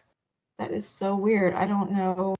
It's, yeah, because all I see is slideshow mode. This is very strange. Always technology. I No know, worries. right? Well, we did want to give you guys a little sneak peek of some of our fall 2022 findings. I could So I still can- see the slides. I don't know if you're able to advance, or if other folks can see, but it was fine on my end, even out of presentation mode. Okay. I just don't know if you can advance. Right. Right? It's a good question. Now, of course, that one slide. Oh, there we go. It advanced that time. I'm Okay. gonna I was try going to to say put- that one slide on research to practice is a chestnut, so people can dwell on that one. yeah. So hopefully I can advance. We'll see how this goes. But here's a little sneak peek from our 2022 findings. We implement the survey each fall, and so we're still working through putting reports together for our participating schools right now, but just wanted to get a few stats out that are of interest. So we're always interested in the $500 question, asking if students would have trouble getting $500 in cash or credit in case of an emergency in the next month. In 2022, 60% of respondents said that they would have trouble getting that amount of money. And when we asked everyone what resource they would turn to first if they hypothetically needed that $500, there's many options they can choose from, and it includes an option to say that there is no resource they can turn to. And 17% of respondents picked that option, meaning that they did not feel they would be able to get $500 from any resource in that time frame. So that could be a medical bill, a car repair. That could lead to a student being in a situation where they feel like they have to drop out of school because they can't cover those costs. Let's see if it advances, hopefully. We also asked students who had borrowed about their confidence level that some or all of their student loans will be forgiven at some point. And only 15% of respondents were confident or very confident that their loans will be forgiven. The vast majority of respondents with student loans did not seem very confident that any forgiveness would ever happen. So despite this lack of confidence in potential government action, most respondents seem to believe in the power of higher education. 71% of respondents agreed or strongly agreed that the cost of college is a good investment for their financial future. Only 7% disagreed or strongly disagreed with that statement. Now, of course, you would expect that people who are already in college would probably feel stronger about this than perhaps people who are not currently enrolled, but it's still heartening to see because we know from empirical evidence that the return on investment of the cost of college is strong. And then lastly, for our sneak peek here, we added a couple of questions expanding our question set about parenting students. This one asks about the number of days of class missed in the prior semester due to the lack of childcare. About a quarter of student parents responded that they had to miss at least one day of class due to a lack of childcare, and 5% said they missed more than 5 days. We also asked what parenting students would do if they lost childcare, like a hypothetical question. Gave them some answer options to choose from. Over a third, 36%, said that they would need to take fewer classes or drop classes, and over a quarter, 28%, said that they would be less likely to enroll in future semesters. So childcare is a huge issue for those with children that can impact their ability to enroll, persist, and succeed in college. And then we've made it to the almost end of our presentation. I'm going to give you a little bit of info about participating in a survey. So each participating school receives a number of things. This includes a customized report that highlights summary findings from the school's respondents alongside a comparison group made up of the participating schools sector. We also provide a technical supplement that lays out the frequencies for every question on the survey. And we create a one-page infographic for each school that features some key findings from the survey in a nice visual presentation that's really easy to share with folks who may not read the full report. We're also available for additional ad hoc reporting on the school's results if there are particular populations or areas that you're interested in drilling down on. And we're happy to present the findings to campus stakeholders, and then everyone will be able to see our publicly released reports summarizing all survey results in an aggregate report. And we also have briefs on special topics. Just wanted to do a quick note on our data security. All of the research team members at Trellis are certified in human subjects research, and we have corporate training and procedures on data security and data retention schedules. We take data security very seriously at Trellis. Our company has decades of experience working with sensitive data. We go through IRB review at every single institution. It often ends up being waived, but we've worked on dozens of IRBs to varying degrees over the years, and we can probably answer pretty much any question that would come up in an IRB review at this point. We also will never release individual level data, even if it's de-identified, to anyone. Only summary level data will be shared outside of Trellis. And then the steps to participate, institutions complete a letter of intent to participate that's signed by a senior campus official. And again, we work with the institutions on IRB. And we have I forgot to mention, we have a template for the letter of intent that can be provided. We also will get a sample of students from the institution. It includes the email address, some demographics. We get that prior to the survey administration, and it's sent through our secured file transfer system. And then institutions will schedule outreach to their students to give them a heads up about the survey. We can provide a timeline and some sample language that can be used to communicate with students. And then marketing and incentives. We offer a survey-wide incentive across all participating schools, but we do encourage institutions to offer their own incentive as well. It does not need to be a large expense. It can be something like school swag or bookstore gift cards. It signals to students that their school is invested in the survey and wants them to complete it, and that it's real, that it's not spam. We find that on average, institutions that offer incentives have a response rate that's 2 to 3 percentage points higher than institutions that don't. And then any marketing of the survey helps get the word out and encourages students to complete it. So marketing and incentives together are a good way to get higher response rates from students. And then lastly, we are in active recruitment for about the first half of the year or so. We do outreach to individual schools and larger groups like this group here today to get the word out about the survey. Institutions can go through any of the steps that we talked about in the last slide at any point, except the data. That can't be sent until after the census date in the fall. But the most active onboarding time for most institutions takes place July through September, and all steps need to be completed by September 25th, and then we launch the survey on October 23rd. We handle the launch and most of the survey reminders. It's all done through Qualtrics. And then after the survey is closed and the results are available, Trellis can help with presentations and convenings, conducting further analysis, and planning for future years of implementation. So this slide that hopefully everybody is seeing has some QR codes. We'd love our QR codes. The first one is to our website. We have lots of information about the survey. This leads to our Get Started page that outlines the process to participate in the survey in more detail. It also has a form to submit your name and email address to get on our radar with questions or to sign up. And then also I've put the QR codes for the digital business cards for myself and Jeff. If you would like to contact us, please do. And I'm going to pass it back to Jeff to wrap up with some last words here. Sure. Well, Gilbert, did you want to ask your question? Oh, sure. So I was curious about the statistic on public assistance and whether that was higher this time around versus other times you've asked this question in the survey.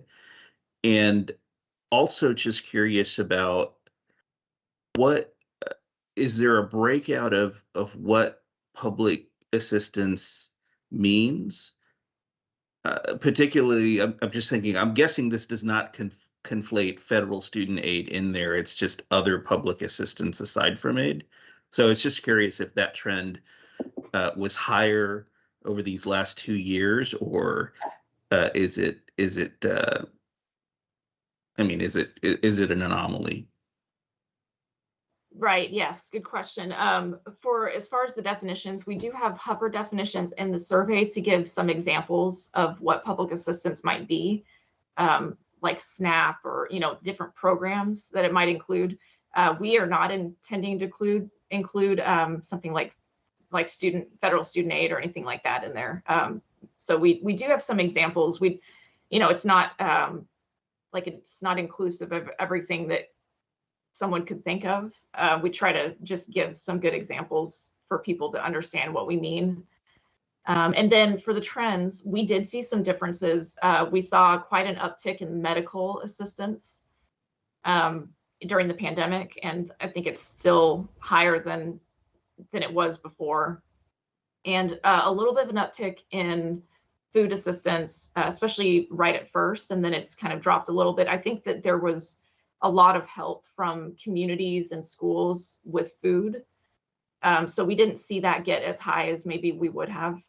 And then I think some of the other public assistance had a little bit of an uptick, but those other categories tend to be fairly small. Oh, also at the beginning of the pandemic, unemployment was really, really high, unemployment assistance, and that's gone down as well.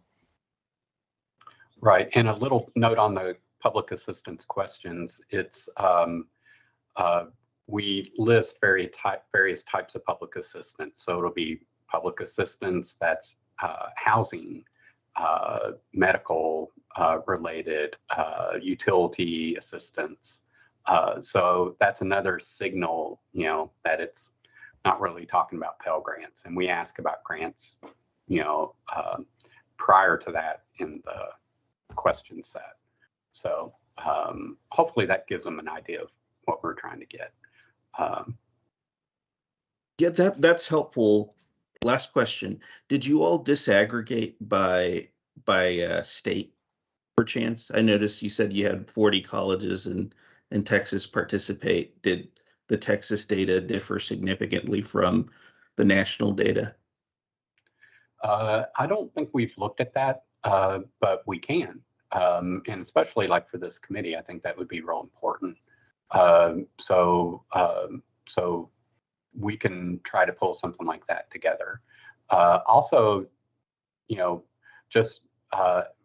we are a resource for you. So, we are sitting on this kind of data. So if as topics pop up, hey, we've been talking about food pantries, can you help us? Is there anything in your survey about that? How about parenting students? We can dive into our data and generate ad hoc reports, that we can, get out there pretty quickly. So please see us as a resource. We'd love to help. We'd love to, have our research be topical. So the issues that you are struggling with on a regular basis, just reach out, let us know. We're happy to help. Thank you. Are there any additional questions or comments for Carla or Jeff? Well, thank you both for presenting. Like I said, I know our institution did the survey, I think 2 years ago, and it was very valuable information that we were able to use. So hopefully we'll be or participating again in the future. Yeah, thanks. Thanks for having us. The more Texas schools we have, the more we can, give you a more relevant comparison group and help with your policy-focused communications. So glad to help. And Thank you. Appreciate it. Thanks. Hey, we are going to move on to agenda number 5, and that's going to be any updates from Deshay that we have prior FAAC topics. Yes, in December's meeting, we had Vanessa Malo who presented on Texas Works. So one of the questions that came up was around Texas Works in estimated family, financial assistance, EFA. And one of the questions was that counted within Texas Works?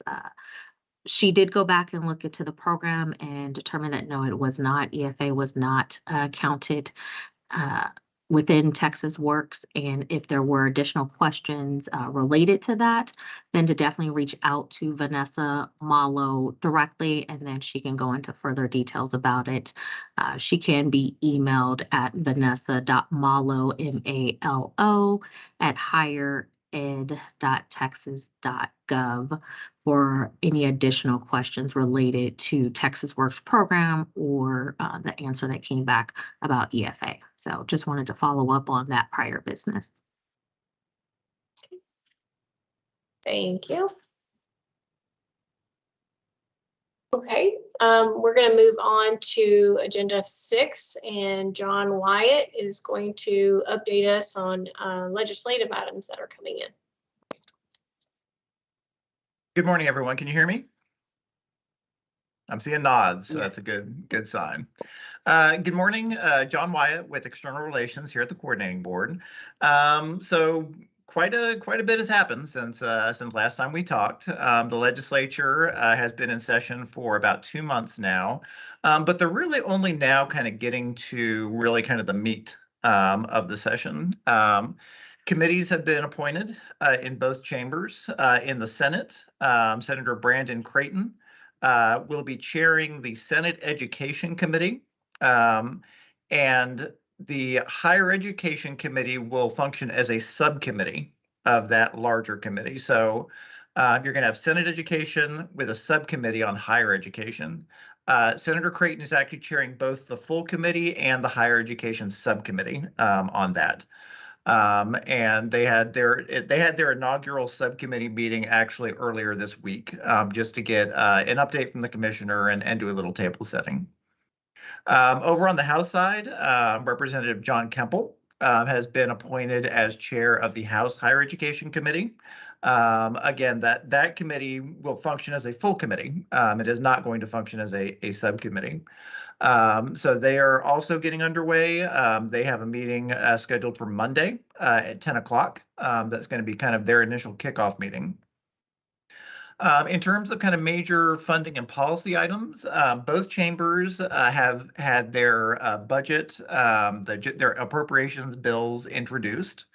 So those bills, as introduced for the major financial aid programs, kept those funding levels even with the previous biennium in the introduced version. As I believe we've discussed, the coordinating board has requested additional financial aid assistance through Texas Grant, TEOG, and TEG to at least keep those programs up to the same service levels as in the last biennium, so that we would continue to serve the same percentage of eligible students in those programs.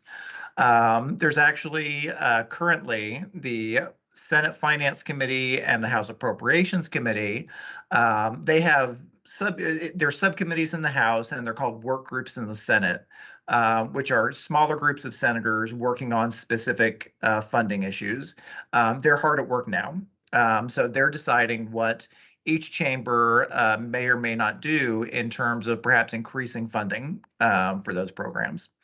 So I expect in the next couple of weeks, we'll see some results out of those conversations. The other thing that was included in the introduced budget on both sides was a contingency rider for the Texas Community College Finance Commission. So you may recall this commission was created through legislation last session, spent the interim looking at how we fund our community colleges in Texas and what we have to do to make sure that those institutions continue to be a good value, continue to be affordable for students, et cetera. One of the recommendations that was included in the final results of that commission was an increase in TEOG funding such that that program could serve 70% of eligible students. As you know, currently TEOG only serves, I believe it's somewhere from 25 to 28% of eligible students. So that was one of the recommendations of that commission, and funding for that was included in the budgets. Now, I mentioned that that was a contingency. So what that means is that that funding only happens if legislation is passed during the session to enact the recommendations of the Community College Finance Commission. But we were very glad to see that actually earlier this week, that legislation was introduced in the House. That's HB 8. So that is legislation that would enact, there were many other recommendations beyond just the financial aid, but it does include that TEOG component. And it was identified by the speaker as one of the House's priorities for this session. So I believe we think that that legislation is in a very good place. There are some other bills that you might be interested to know about. So Senator Zaffarini has once again reintroduced SB 34 and SB 35, which are promise bills, one more generally and one more specifically to our two-year institutions. There's also Senator West introduced legislation SB 902. This bill would codify in statute the Coordinating Board's Texas Leadership Scholars Program. As you're probably aware, that's a program that we launched last year using federal GEAR funding, specifically to target high-achieving, low-income Texas high school graduates to get them to continue into Texas public education. One of the real unique aspects of that program is it's not just about covering costs, although it does guarantee that the student will have 100% of their tuition and fees and a housing allowance covered. But it also provides undergraduate research opportunities for the students, professional development opportunities, different networking opportunities to really kind of provide a full support structure for those students. So we're very excited that that was launched with its initial cohort last year. We did include in our legislative appropriations request a request for $20 million in funding for that program to continue to fund it, since obviously those GEAR funds are going to be going away. But Senator West's legislation would officially authorize that program and put it into statute. There have also been a couple of bills introduced on the Armed Services Scholarship, HB 1192 and SB 371. Our understanding is those bills are intended to provide some more flexibility around the ROTC requirement with that program, so that students don't necessarily have to serve the 4 years in ROTC, but rather they have to be in ROTC while they're in the TASK program, so that if you graduate in 3 years, you're not punished because you weren't able to complete a fourth year of ROTC. So we've actually had some conversations with those bill authors, and we do expect those will be moving forward. That's kind of the overview. I see there's a question. Yes, so HB 8 is the bill to enact the Community College Finance Commission recommendations. It was introduced by Representative Van Deaver, so he will be carrying that legislation. We do expect there'll be a Senate companion introduced shortly. And again, every indication we've had is that the stakeholders are all on board with this. Legislators are on board with this. We think we're in a very good position for that legislation to move this session. believe Lisa has a question too. So I have a question with HB3 and the FAFSA rule for our students. Do we know what's going on yet with FAFSA? Is it going to change from the October 1 date to the January 1st date as the rumor has it, or we have not heard yet? I don't know that I'm familiar with that. Deshay, do you want to hop in? Yeah, so the Department of Education has come out and said that they are trying to work towards October 1st, but they may not meet their October 1st date, but they do have to make a January 1st date. So by law, they have to publish the 24-25 FAFSA. I believe that's what you're referring to, Lisa, to have that out and available. So more Is that for change going to impact Texas funding though? Because it's gonna flip flop a lot of things from October. as to far January. as the funding, not necessarily the funding would be impacted, but I think it's going to be more or less students being awarded. So not like whether or not the institutions can get funded, it would be more so how quickly can institutions get funding out to be awarded, right? Exactly, to get them out awarded. 'Cause we So have- kind of different from what John is referring to as far as how the legislators will determine that the amount of funding that can be out and available and appropriated, that wouldn't change, despite what the Department of Education is going to come up with as far as releasing the FAFSA. But as far as what schools can do to ensure that students can get their funding source, so they can submit their FAFSA on time. Exactly. Okay. So it has somewhat of an effect on just how to get students prepared, but it doesn't have an effect on how much funding source could be available for these programs. Thank you. If that helps. Gilbert, I see your hand. Yeah, and I know, John, this is not part of your presentation, but maybe we can put a pin in this just based on the question related to the delay in the opening of the FAFSA. Are we considering extension of the priority 8 deadline to accommodate the delay in the FAFSA? And I'm not sure if that's going to be part of a future conversation, but wanted to make sure to ask. I can answer that one too. So we are looking at other options, but we can't make those options available until we know what the Department of Education is actually going to do and how quickly will they turn around. So we are looking to see what can the agency do with the state priority deadline that's out there, but it will also depend on when will they release. So their release date of the FAFSA right now could be October 5th. I mean, again, it ranges. So by law, they have to have it available and ready to go by January 1st. But it really will depend on how quickly could they actually get it released. So we're looking at opportunities to see if it is released on a later date, what then can the agency do because of what we have in administrative rule and what are our options. So we're preparing for it, but we can't make any definitive decisions on it until we have a better idea of what will the Department of Education do on their end. If they say they're not going to potentially meet on October 1st, doesn't mean that they won't make an October 15th. Doesn't mean that they won't make a November 1st. So it may not have a huge impact, but again, we won't know until we have more information coming from the Department of Education. But in the meantime, we are still looking at options of what the agency itself can do with a state priority deadline. So we are preparing, but we still don't want to jump ahead without knowing exactly what the Department of Education can do on their end. Thank you. You're welcome.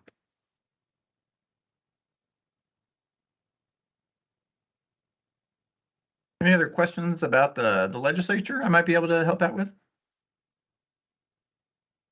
Dee Dee, I see you're on the call. It was good speaking with you a couple days ago. As one thing I always try to reiterate is this is a very fast-moving process, particularly once they actually get going, which is happening right now.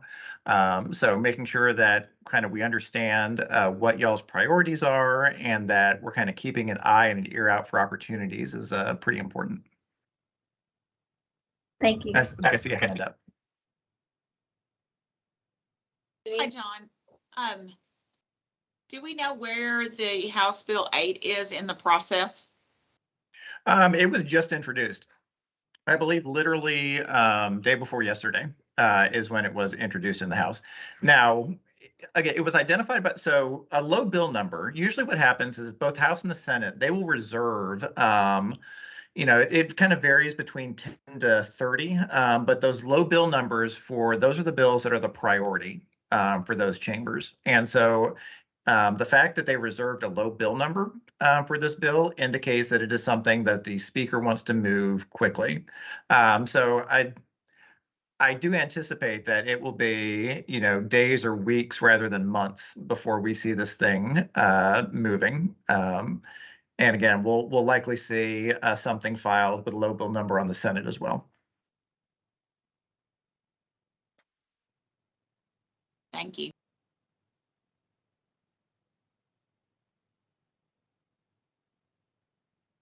All right. Well, again, if anything comes up after this, if there's any questions that I can answer or, any insight that I can help provide about what your legislature is up to, I'm always happy to do it. Thank you, John. Y'all have a great day. Thank you, John.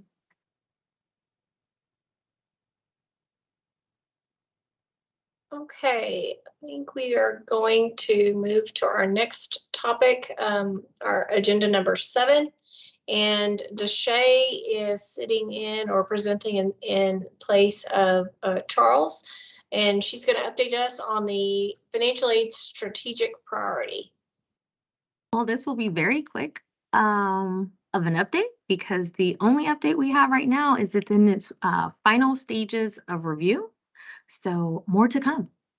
We are still wrapping up some more of the strategic priority. It's continuously moving up in more discussions with our executive leadership. And so hopefully by the next FAAC, Charles will have we'll be able to present to you kind of where we've landed on the strategic priority and give you guys a good idea of kind of what we're looking at as an agency going forward. So pretty quick on the update for that one. Okay. All right, we can move on to agenda item 8. It's our task force subcommittee. And I don't know if Bridget or who's starting the conversation, but I'm going to turn it over to them. Hi, I just have a very brief update, and then Leah is going to take over. I'm not sure if she's on yet. Oh yeah, I see her. I see the bubble. So we are meeting tomorrow as a subcommittee to start discussing. So we'll have more details actually tomorrow. So Leah is going to give an update, probably similar to what was given in the webcast yesterday, but kind of an update of where we are with testing and moving forward with the application. You are so right. I'm totally going to use the same slides that I did yesterday. So for those of y'all who joined the webcast, you're going to be like, snooze, I've already heard this. But since a lot of you may not join the webcast or you had other things going on, we wanted to make sure to share the same information. So I'm going to go ahead and share my screen. You can see these slides. I know that there was issues a little while ago. Can everyone see my screen? Looks good. Okay. I'm going to be looking this way so that I can read. But so we have here that we are scheduled to open in spring. We have not released like an actual launch date for the 23-24 TASFA, but it is getting closer to being completed. We're doing final testing, trying to make sure that everything is done. We don't anticipate a lot of TASFAs for 23-24 since we're so far in the aid cycle at this point. We do anticipate most students did the paper form. Schools can continue to prioritize the paper if they choose to. This will be a really good introduction to the online TASFA so that schools can start feeling familiar. ISDs can kind of get in there and look around. But again, we are not expecting a high volume at this point since it's so late. We will be providing training not only to institutions of higher education, but we're going to set up K-12 training so that everyone can be informed on what is the student and the family experience, what are the screens that they're going to see, what does the web page look like, what are our resources, that kind of thing. So all of that is forthcoming, but like I said, we're trying to make sure that the application is at a good place before we start doing thorough training, so we don't have to backtrack and say, okay, well, actually, we changed that again. We have been working on test files. That's the main question that we have coming from institutions of higher education is when are we going to see what these files are going to look like? How is that going to work? We are in the final stages. We've kept finding things that we needed to make sure were corrected. And if you've ever done testing in software, it is not a fast or easy process. So we are in the final stages of that, but we are planning to update an updated file layout in the meantime so that the institutions can be aware of what changed from the original publication, which was last May. We've made a lot of like smaller changes within the layout itself. And then we also added a lot of information on how files are going to be processed once it does go live. So that's kind of what I was going to show y'all. Again, this won't really apply to everyone on the call, but still nice to conceptualize what it will look like. So currently, see if I can get this to move. When schools receive data from the coordinating board, we use an SFTP, which is a secure file transfer protocol system called MoveIt. And so we send things like loan rosters, we do FAAC reporting, we do a lot of different things through this software. So that's the logical way that we're going to be moving data files over to the schools. We will also be moving information from the coordinating board to the counselor suite. So there's going to be two separate things going on. We're going to be moving completed applications over to the counselor suite every single day, and then those will get loaded in. So you would see not only FAFSA completion, but you would start to see task completion if they do the online form, right? And then every single day that a student submits a TASFA, we'll be generating files for the institution. They'll be sent through what you're seeing on your screen. So this is really only for institutions of higher education. The K through 12 side, I don't have a fancy picture to show you, but in your mind, just pretend that these files are floating through the air and they end in the counselor suite. So that's how it works. We are going to be setting it up and move it to where you'll see it by award year. So that way, once we start having 24, 25, you don't have to like kind of sift through and figure out which files are which award year. So they will be distinct in that way. And then we'll have 3 different files that will be going through depending on if a student submitted. Every single day, regardless, the file will go through, it's a cumulative file. And so every single task that's been submitted for that college or university would show up on this report. If nothing's been submitted, the file would look the same as the day before. Every time it just kind of grows and grows and grows. And then you can actually have it in a CSV format so that you can have kind of a roster of people who have submitted. That way, if somebody comes in, you can say, let me go look at my daily list here and see if you're on it. Granted, it is a batch process. So if they submit, let's just say at 11:59 p.m. and our batch is already run, it would take an extra day. So that's one of the first files. The other 2 are data files. So this is similar to an ICER or something else where you're receiving a fixed length file that's a text file. Those are not easy to read if you've ever seen one. It's one long continuous string of data. We know that that's difficult, especially when we go live with online TASFA. Schools are not necessarily going to be set up to import these files like ICERs. That kind of thing takes time, resources, takes testing, takes probably your vendor or your IT team.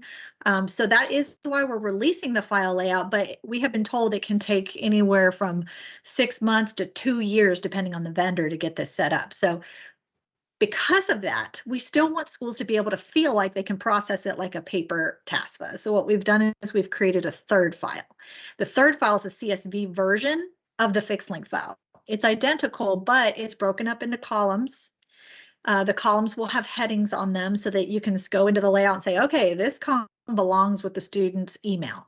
This column is their income. This column is so on and so forth. So that's going to make it easier if you're going to go in and key in this information to identify the student's EFC. So that is our plan there. Again, we don't expect a ton of these online TASFAs, but we still want schools to feel like they can be prepared once we go live with this. So that's kind of how the batch process will work. I will do more training on it again as we get closer and we get everything tested and schools start getting those test files.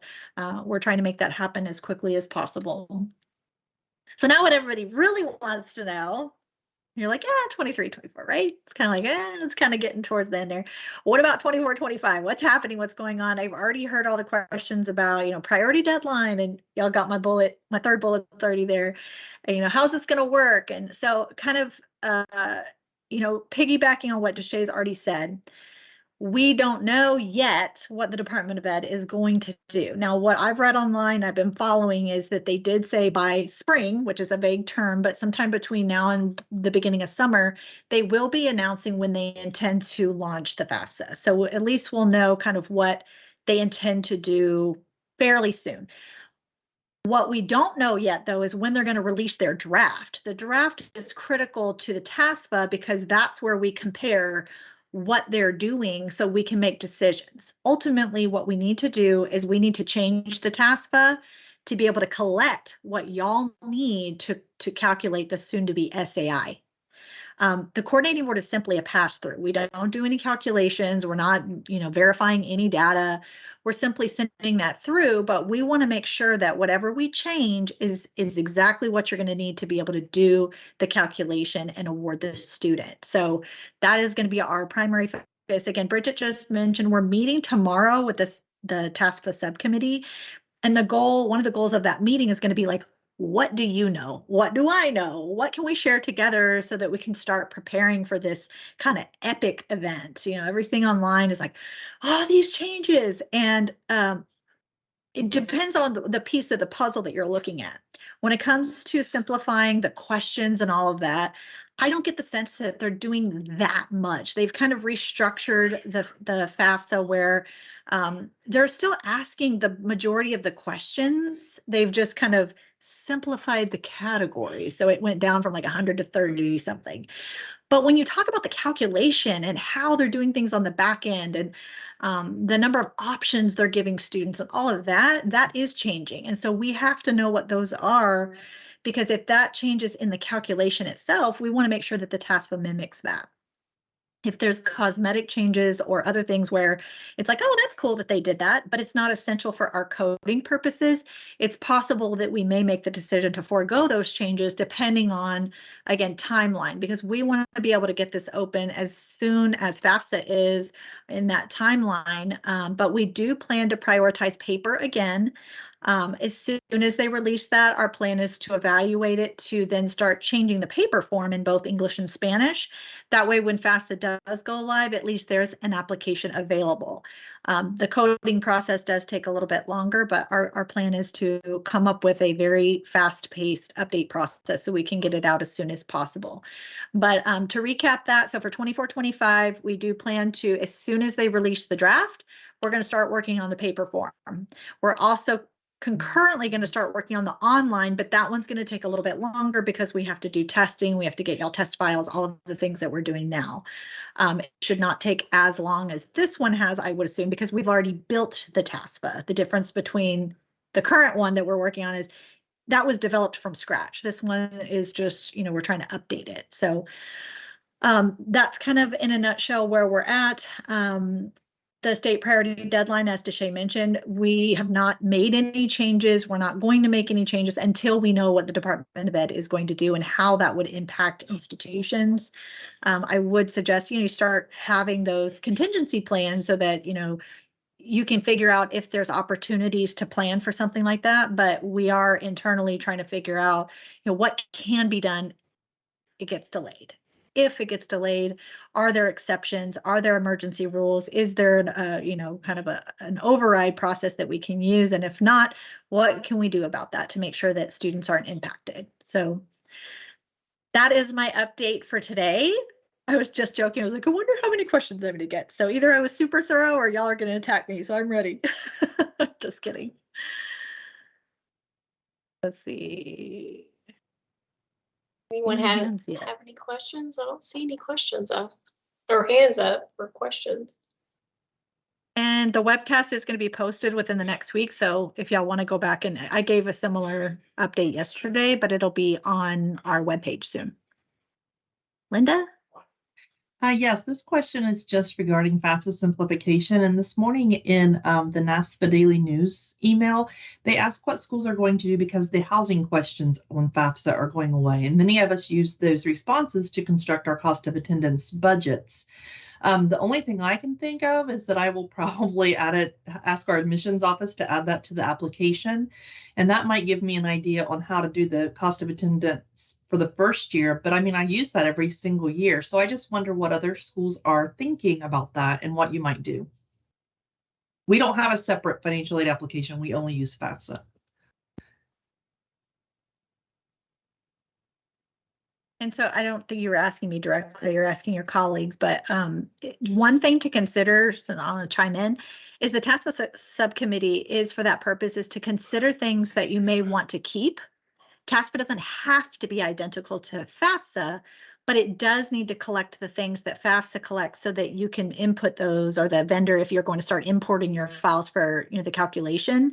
But let's just say they decide to get rid of housing status. It doesn't impact the SAI at this point. They're doing a different calculation, right? But you're like, oh my gosh, we want that information on there for a different purpose. And again, there's a variety of reasons why even FAFSA asks questions. They were requests from the FA community to add certain questions that had nothing to do with the EFC. An example of that is the student's education level. That's not used for anything, but a lot of schools used it for first-gen students, scholarship information. So they added that years ago for that purpose. So throwing it out there that if we decide housing status would be helpful to schools, even though it's not used for the calculation itself, that's something we could consider keeping on there. So just throwing that out there. Bridget has something. Well, I guess I have a question first. I used to average on and off campus, but with the new guidelines, now I have on campus, off campus, and living with parent. Is that what everybody else is doing? Like I'm seeing nodding heads. Yes, we had to create new cost of attendance for those populations because we did the same thing. And if I knew, I'm glad you brought up the NASFA because I usually don't get to it till later, but like if I see the options on the survey and the one is, I didn't know these questions were going away. I don't know that I knew. If I knew these questions were going away, I forgot with all the other changes. So I'm a little panicked, but it's a good point because yeah, now that we don't average, it makes it a little more difficult because you really want to know on, off, and living with parent. And yeah, the only thing we could equate it to is if, I guess they sign up for a dorm, but that's way later than I send out cost of attendance. So It's maybe just another wrinkle that we have to think about. So I would answer the NASFA question either, yeah, I didn't know, or I have no idea what we're going to do. I answered it, I didn't know. So if I had heard it before, I too had forgotten about it. So I was a little shocked, and I did the poll and said, I didn't know. Yeah, I don't think I knew. I mean, if I knew, I forgot, and I haven't really thought more about it. But I think we're running out of time, and y'all probably all know that. I mean, with the TASFA and the FAFSA, and I mean, our biggest concern is we packaged February 9th of this year. So there's no way if the FAFSA comes out in January, we're going to be able to package February 9th again. There's a lot of testing that happens before we package. So we can't exactly just make all that happen within a month when before we had 5 months to do it. So I have no valuable input. I do think though with, and I do understand with the TASFA, it needs to mirror. So I'm also concerned about what Ellucian is going to do. And I know there's committee meetings regarding that as well for what they're working on with processing the TASFA, but they also have their hands tied with processing the FAFSA because they don't have the layouts, I don't think either, unless they're getting a secret layout that we're not getting. No, there's no secret layouts. We have been very, very cautious on releasing layouts because we don't want to continually have to send an, oh, by the way, we changed one more position or whatever it is within the file. We did make some changes to it, but luckily some were not as big of an impact as others. And any major change we did it at the end of the file versus in the middle of the file. So I think that will be helpful. But yeah, I know Lucian has asked and other vendors have asked kind of thing, but keep in mind, a lot of vendors will not be able to program stuff for the TASPA right away, especially with FAFSA simplification and the number of clients they have and the things that they have to test.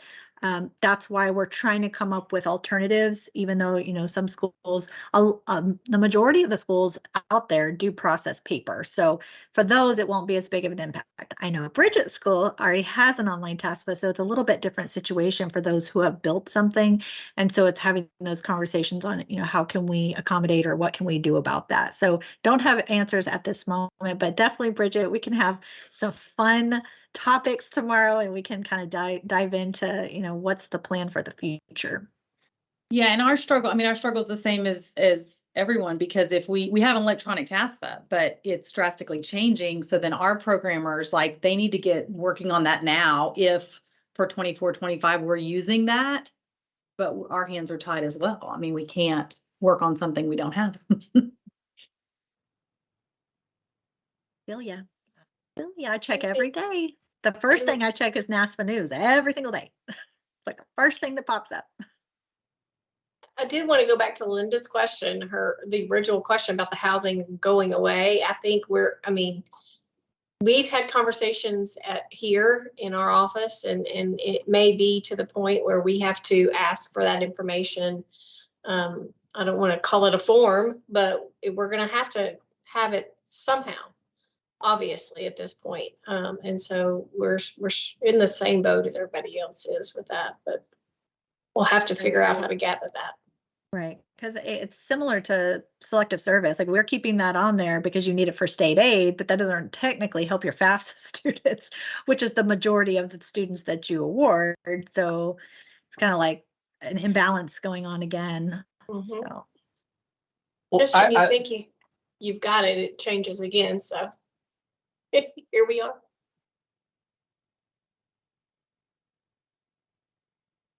I did have a question then. Like I said, because I work at a health science center, and we have our first undergrad year this current year, and we did housing with the review.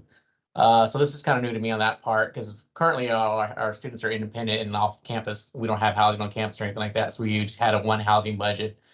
But with undergrad, now with this change, is it am I understanding this correctly? And I have read over some of it. Is it saying that you're now allowed just to have one for all your students, since they're not going to collect that information anymore? Just give everybody an off housing? Or that's not my understanding of it. I mean, I think we're going to have to find a way of collecting it and then determining, are they living with their parents? Are they living off campus? Because those two can have very different costs on campus. Right. I mean, we still have to have different costs of attendance. It's just we're not going to have the FAFSA to help us out with that. Okay, that's what. Yeah, I think it's a direct conflict of the legislation they just created, saying use the mean or the median or the highest average or whatever all the things were. Okay, and just for whole purposes, our associate director of compliance didn't know either. I'm messaging him. Did you know this was happening? He's like, nope. I'm like, okay, well, he's usually the one that tells me all the things that I haven't realized are happening. Fun times. Yeah, I saw it when we created, when the information about the new cost of attendance categories were out there, and I was like, we're going to create it for 1 year, and then you're not going to give us the information to program it the next. It was kind of crazy. So any other questions? I just put the poll in the chat, by the way. If anyone doesn't participate on the NASPA listserv, that way you can see what everyone's talking about and go and complete it if you want. Thank you, Leah. I think we are going to take a quick break. 15 minutes? Do a 15 minutes. Get some water, some more coffee. Yes. Come back about 11:45. Yeah, I'm good. And we want to remind everybody, if you're going to log off, that's fine. But if you're going to stay logged in, just turn your cameras off if you don't mind. We'll see you back in 15 minutes. Thank you.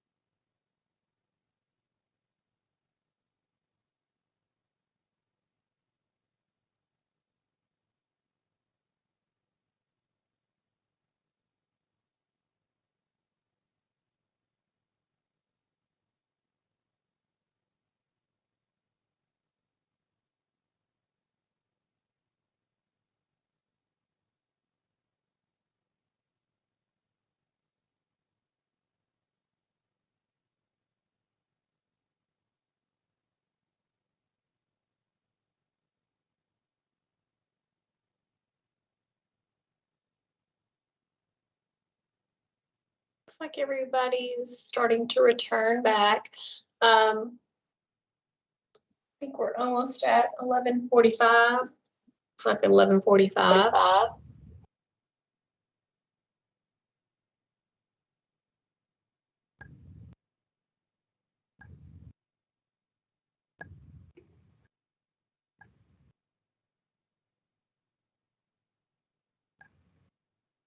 Should I go ahead and start back at this point? Yes, just do a quick roll call. Yes. Yeah. Okay. Let's start back. I'll do the roll call, and we'll start with our next item. Denise Welch. Here. Shay. Here. Victoria. Here. Dee Dee Gonzalez. Here. Bridget Ingram. Here. Cecilia Jones. Here. Rachel Joseph. She was not here earlier. I don't know if she's on yet. Oh. Millette. I'm here. Okay. Gabby Leon. I'm here. Scott Here. Lipinski. Linda. Here. Holly Nolan. Here. Shauna. Here. Sal Ramirez. Here. Thomas Ratliff.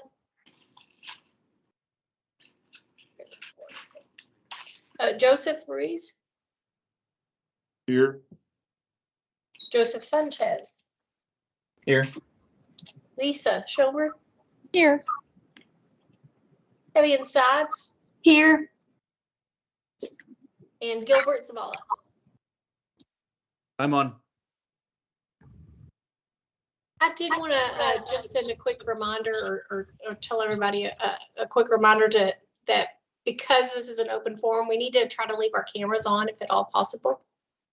And then same rules apply. Let's try to keep ourselves muted. And then if you have questions, feel free to raise your hand and we will get to you.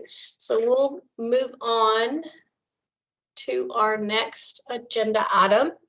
Item 10, and it's the data collection subcommittee, and Dee Dee is going to give us an update. All righty, the data collection subcommittee, we met last week, and the first item we discussed was the TASPA updates that Leah talked about earlier. We also discussed the FAAC data submission portal. That new functionality is scheduled to open on March 9th. And they did talk about that a little bit in the webcast yesterday. So once it's posted, you could see that information there. There's also, they've added a deadline to submit your initial FADs in an effort to help institutions get reported and meet the deadlines. And we did have quite a bit of discussion during the meeting about, what can we do to help institutions meet those deadlines. It's so important for the coordinating board to be able to provide us our allocations, to give data to legislatures if asking. So making a real effort to try to help institutions do that. One of the items discussed was potentially considering going from 3 submissions a year down to 2. We also talked, I think the coordinating board is going to be providing a tool to help institutions take their flat files and convert them into like a CSV or something much more manageable to update and then convert it back to flat file to help all of us with correcting errors and getting things submitted. We also talked about, could we share best practices with each other?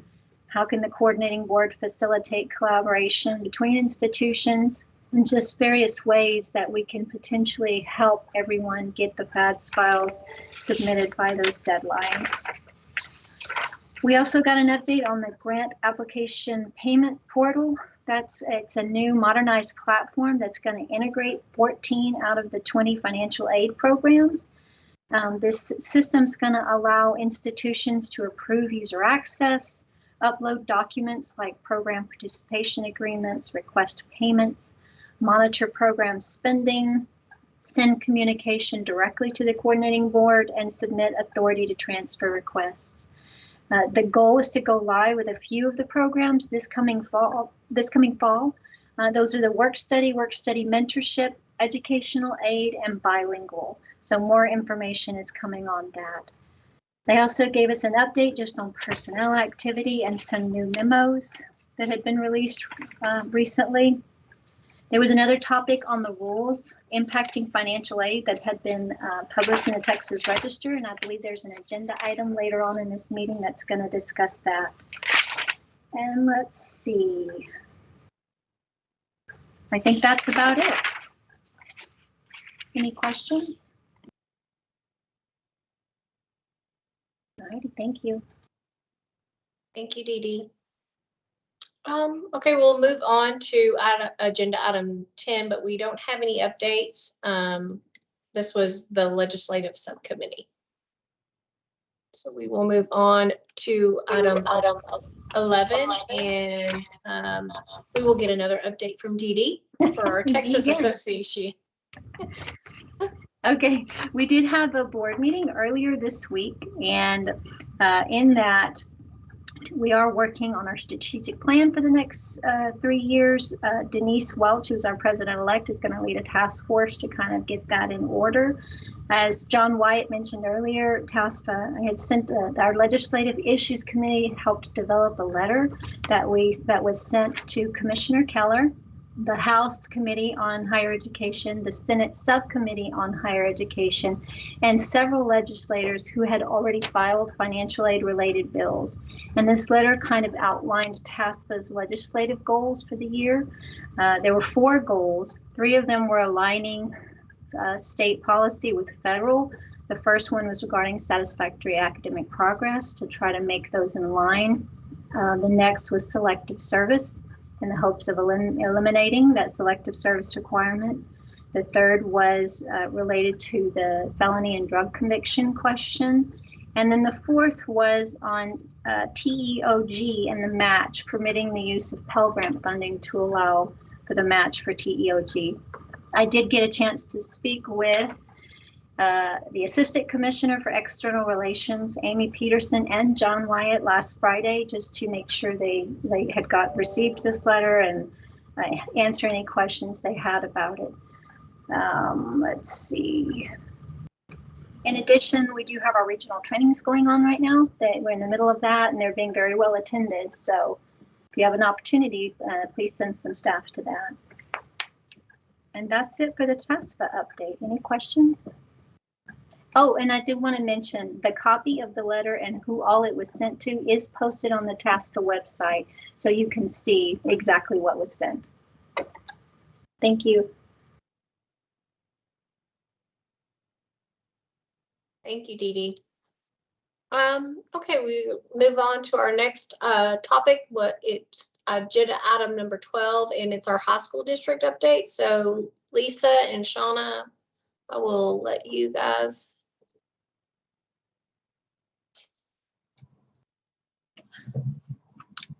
I don't have anything to to update today. Sorry.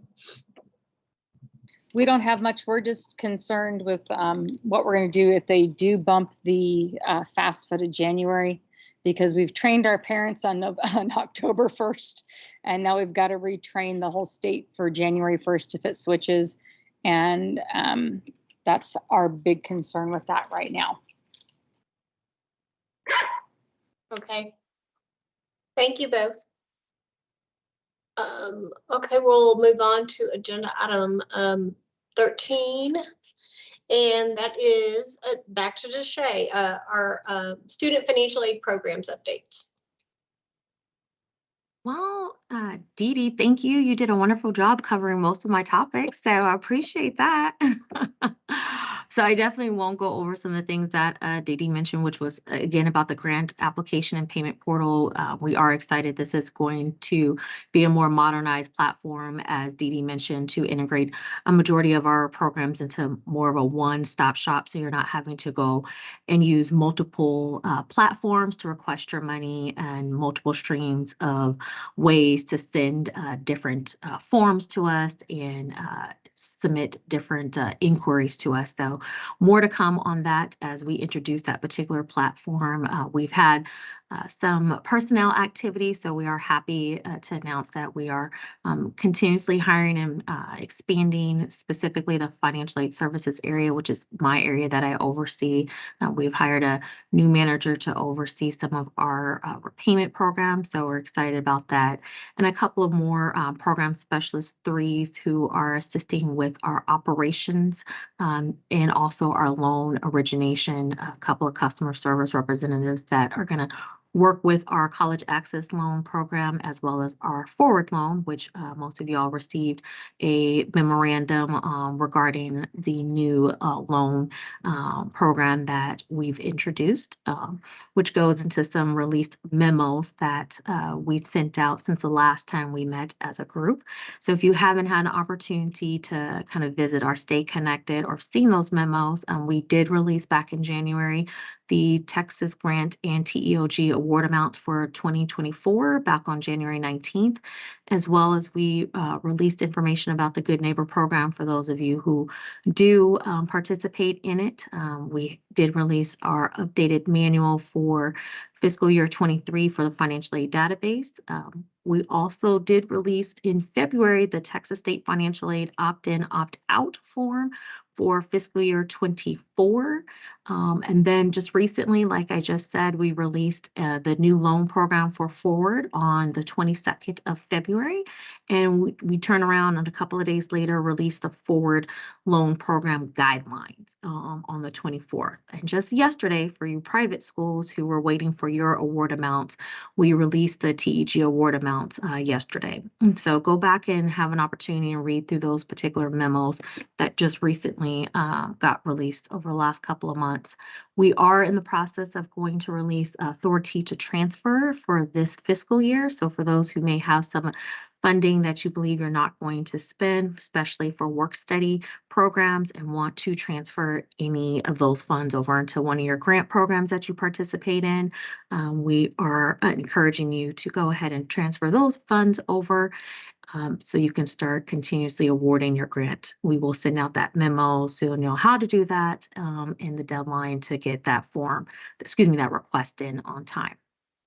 And then just to kind of circle back around on some upcoming deadlines, I mentioned about the opt-in, opt-out form that is due on March 3rd, which is tomorrow on Friday. So if you plan to participate in educational aid, educational aid, work study, or any of the other programs that are listed on the opt-in, opt-out, you'll want to go ahead and submit that form that went to the financial aid directors. In order for us to include you in the allocation calculations, we will need that opt-in, opt-out form. And again, you can find that particular form on our Stay Connected site. The webpage on Stay Connected, and you can see it within the memo. So March 3rd is the deadline to submit that form.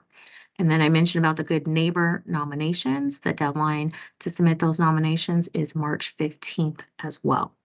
For those schools who are participating in the Texas grant for the spring semester, we did give a target deadline to submit your reimbursement on the 28th of February. So if you're one of the schools who have yet to submit your reimbursement form, we do highly encourage you to submit that reimbursement request as soon as possible. We are using that data so we can assess whether or not we have available funds for those schools who may need some additional funding to award those students. And so that's all that's going on in the student financial aid programs. I can open up for any questions over anything that I went over, or if there's other questions that you may have that I can answer.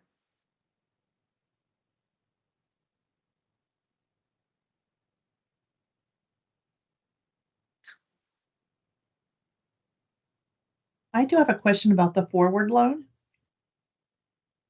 Will there be Yes. allocations coming out for that? We would like to start using it for some of our summer nursing programs, and I wondered if there's a total that we can expect to award. So it's not set up, it's very similar to college access loan where we don't actually give an allocation on it. So it's based upon for the students who apply for it, and we allocate the funds based on this number of applications that can be certified. So we don't give an exact calculation of an allocation. So there's funding for the program, and then we just continue to disperse up until that funding is no longer available, but there's more than enough funding to continue to fund that program. So as long as the student is eligible and meets the requirements and has applied for it, and you'll get that certification.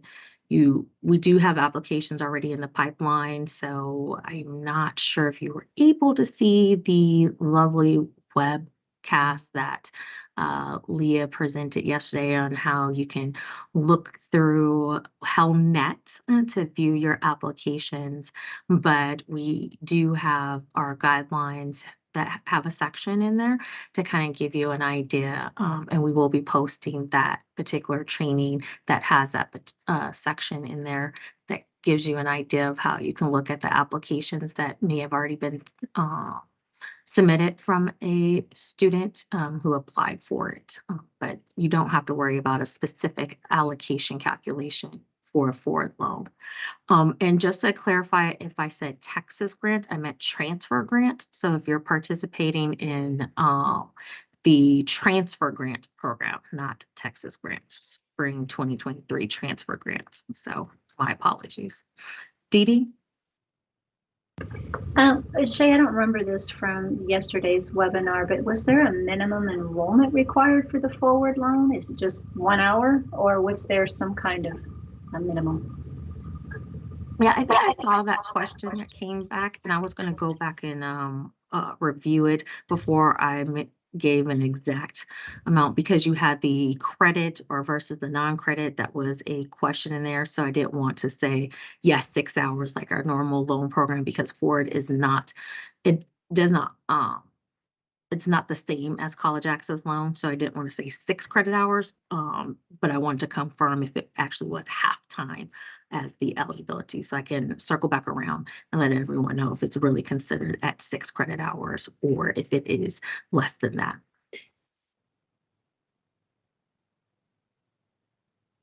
Any other questions? A great question.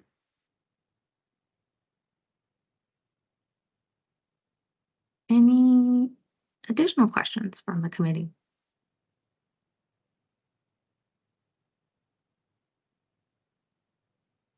Okay. Do we want to move on to item 14? Next. Yeah, discussion topics. Yes. Yes. I was like, I think I am the next person. Okay. Proposed rules that impact financial aid programs. So I did send out within the handouts. We had a number of rules that we had released for comments, and so those comments had passed. And these particular proposed rules will be adopted at our next board meeting in April. I wanted everyone to have an opportunity to kind of look to see what those proposed amendments look like.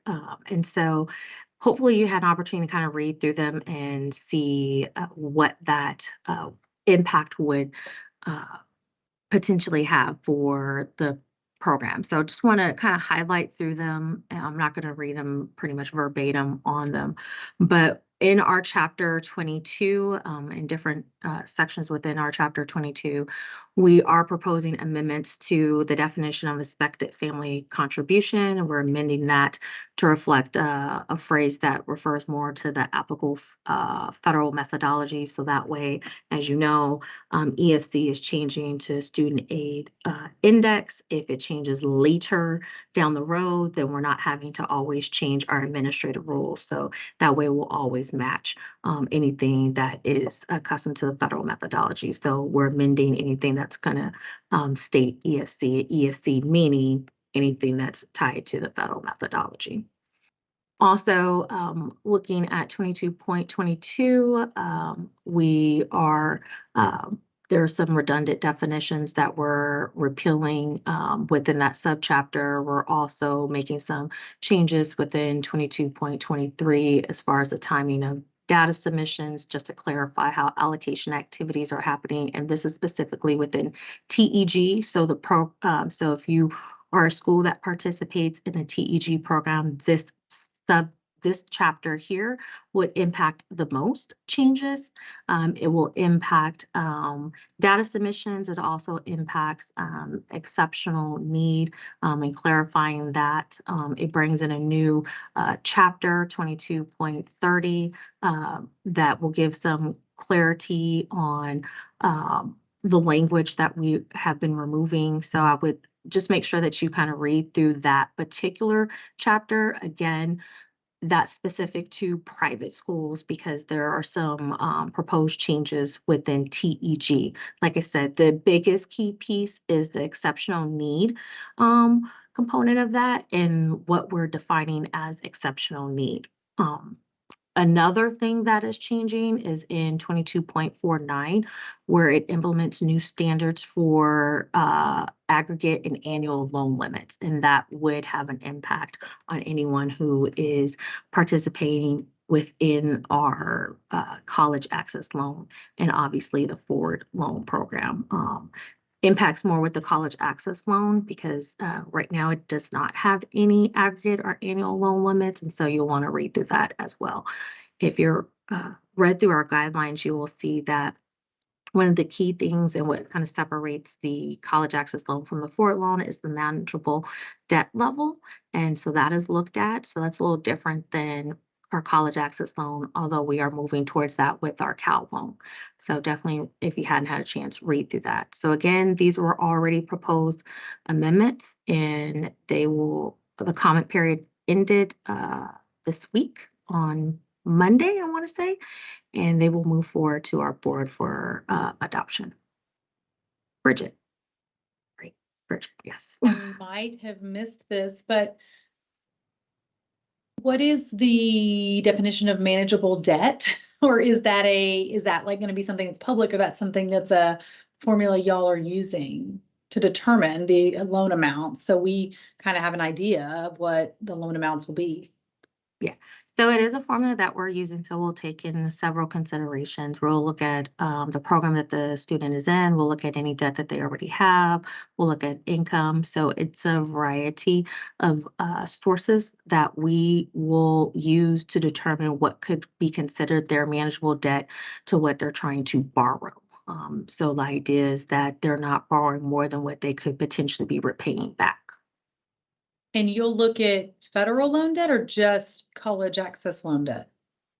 We'll look at all of their particular loan debt that they have. But you wouldn't have alternative loans? No, we would not have any other alternative loans unless they borrowed already from the agency. So only our loans, yeah. So if they didn't borrow out, if they borrowed outside of our agency, of course, we wouldn't have that information. So is it a sliding scale? Like, if this, and this, they get $1,000 or $2,000 or $10,000, or it's subjective? It's definitely going to vary from student to student, obviously, yes. So it's going to be hard for me to give you an exact dollar figure because it will vary from student because every student is going to look very different. But those will be some of the components we'll be looking at, and it's within a calculation of formula. So and I know but that's going to really tie our hands because we can't advise a student very well on what to ask for or right. We really can't help a student in that avenue. We have no idea what that formula is or what that definition is. So, short of saying, just ask for as much as up to your cost of attendance, that I think that's somewhat of a struggle with this loan. Yeah.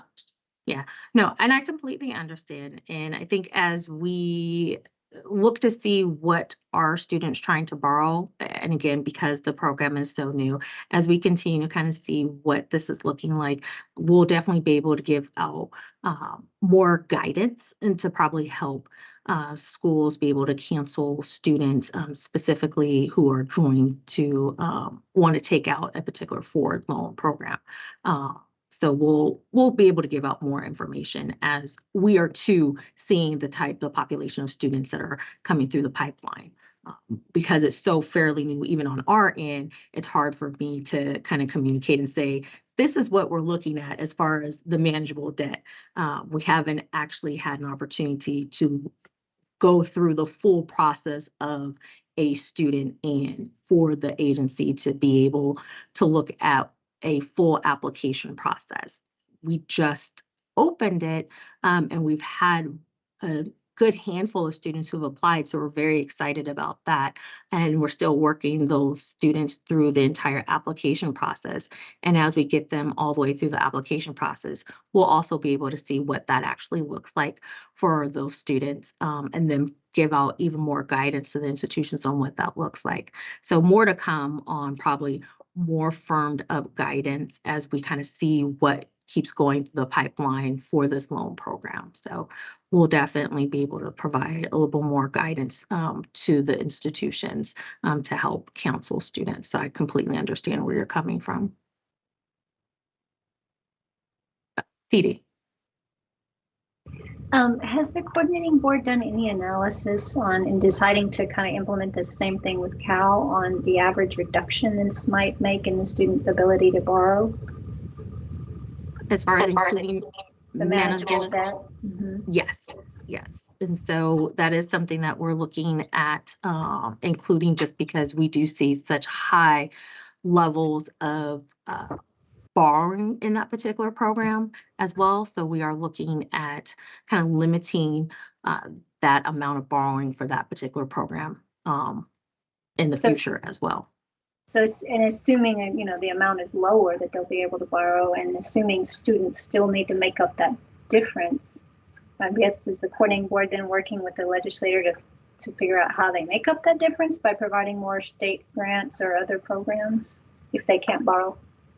And that is definitely part of our strategic priority. So as you will definitely hear and see, what are other ways that we can leverage aid? What are other opportunities that we can look at the programs that we do have and see how do we kind of open up the doors so there can be additional funding that could be available outside of just increasing debt. As far as loan borrowing, are there other opportunities that we can maximize on? So yes, to answer your question. So we're looking at the entire package of leveraging all of our programs beyond just our student loan programs, but the other programs that we administer at the coordinating board. Thank you. Bridget again? Yes. Me again. No, I can't see the name at first. So yes. I want to make sure I understood that. You were saying that you will look at the Cal debt for the forward loan, or you will eventually look at Cal to have manageable debt numbers? So it is the latter. It is look at the college access loan to include manageable debt level as well. And is the reasoning for that, is the allocation or the funds ever fully spent for college access loan? It's looking to see how, because of the large amount of borrowing that we are seeing from students, is that do we want to see how we can decrease the amount of debt that a student is leaving school with? Are they borrowing too much loan? And so and that's where I said we are looking to see that program as well, but again, just looking at it at this. Yeah, as an advisory committee, if we, if you want an opinion, always. As a school, we cannot recommend an alternative loan lender. We can give students lots of options on looking at interest rates and the best programs out there. So I think studies almost need to be done regarding if you're seeing a higher level of debt with our Texas students because the college access loan is a better program for a lot of those students. And when you have freshman, sophomore, junior, senior levels not rising, the sub and unsub not rising at the rate of the cost of tuition and fees, I don't think that you can, specifically say, this student should have this amount of loan debt until you've done a full assessment of the gap.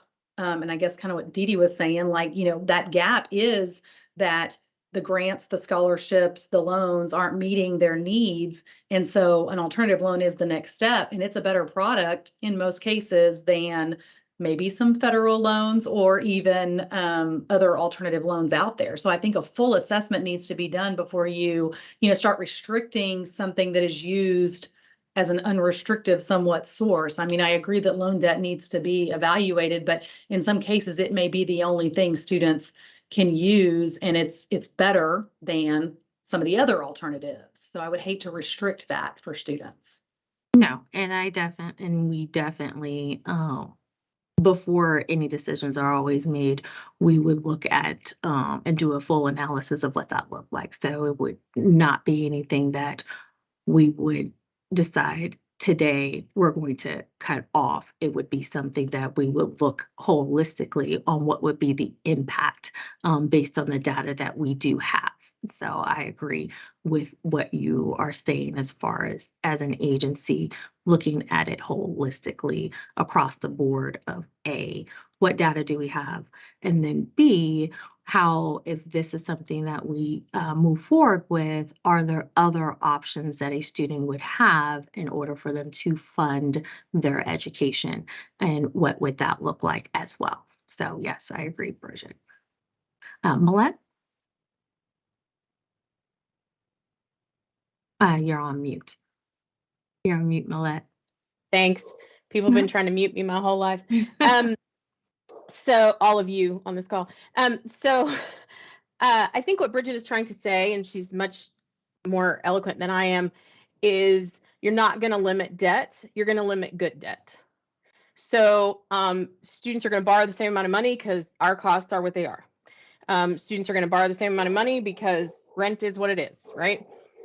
So what this is going to accomplish, I'm afraid, is to limit the amount that students can get in a program that has protections for them, that has fixed rates, that has no origination fee, all of those things that they enjoy in the very popular Cal program. It is not going to change how much they borrow. So that's my first comment. Second, I wondered if I'm sorry, y'all, my dogs, I think my dogs are even annoyed about this. I am, the second comment is in terms of the formula, right, that you're going to look at. I'm assuming there's some relationship or some correlation in that formula about their level, right? So I have a bunch of grad students, so a bunch of medical students. So their debt level, you can't look at a medical student's debt level and go, that's not appropriate, in the same way that you would look at a community college students debt level and sort of compare apples to apples. So again, I know this is not fully fleshed out and y'all are just, you're still sort of in that process, but just want to make sure that there's not a one size fits all approach, just in terms of grade level or credential level. That's my comment. No, and you're correct. I mean, because not every student is going to be the same. So therefore we could not treat them the same. So you're correct. But no, definitely duly noted on all the comments, and I definitely jotted them all down as far as, what you all, I won't say all collectively, but I feel like all collectively kind of come across as far as what we should be considering moving forward, specifically on the college access loan and how we would look at that particular program as far as manageable debt level is concerned. Other thoughts?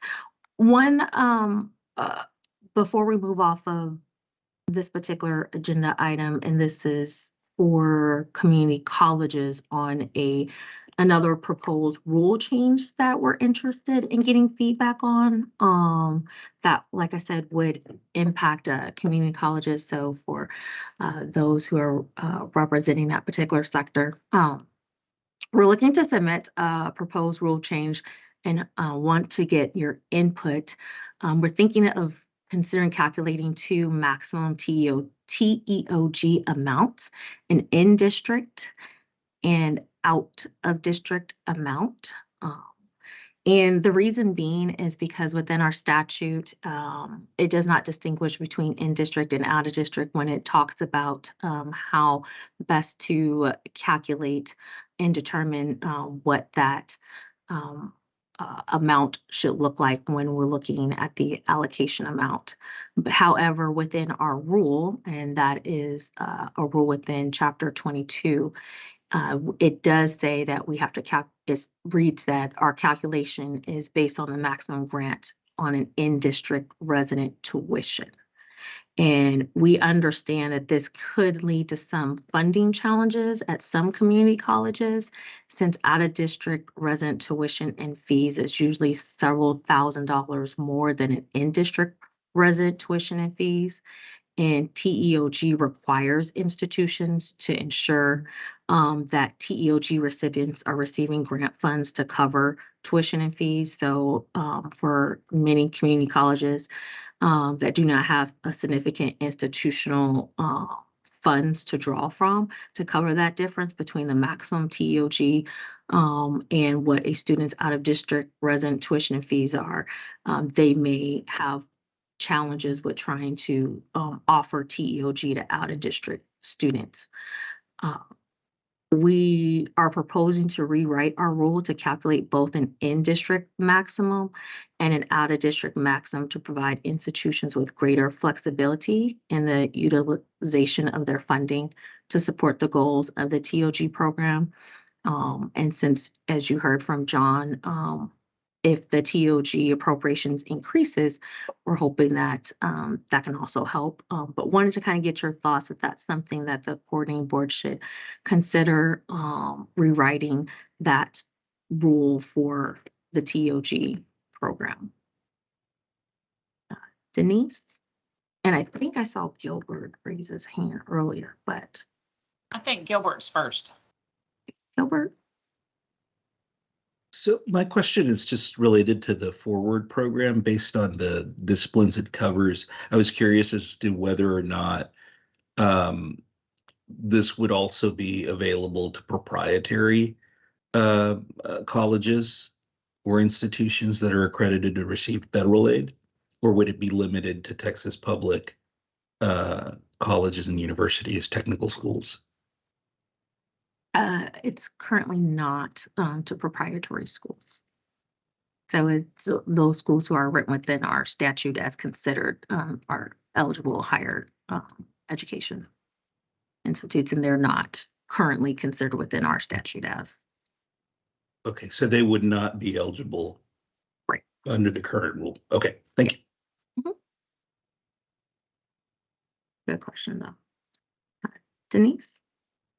So, thank you for the consideration of something additional for our out-of-district students. I have a very small in-district population. I am using a ton of TPEG matching for my out-of-district students. So, and with the potential of additional programs being eligible, I think it's great that we're getting the potentially getting the additional funding. That's awesome, but that also means I have to additionally match. And some of the programs that are being included are very high dollar programs.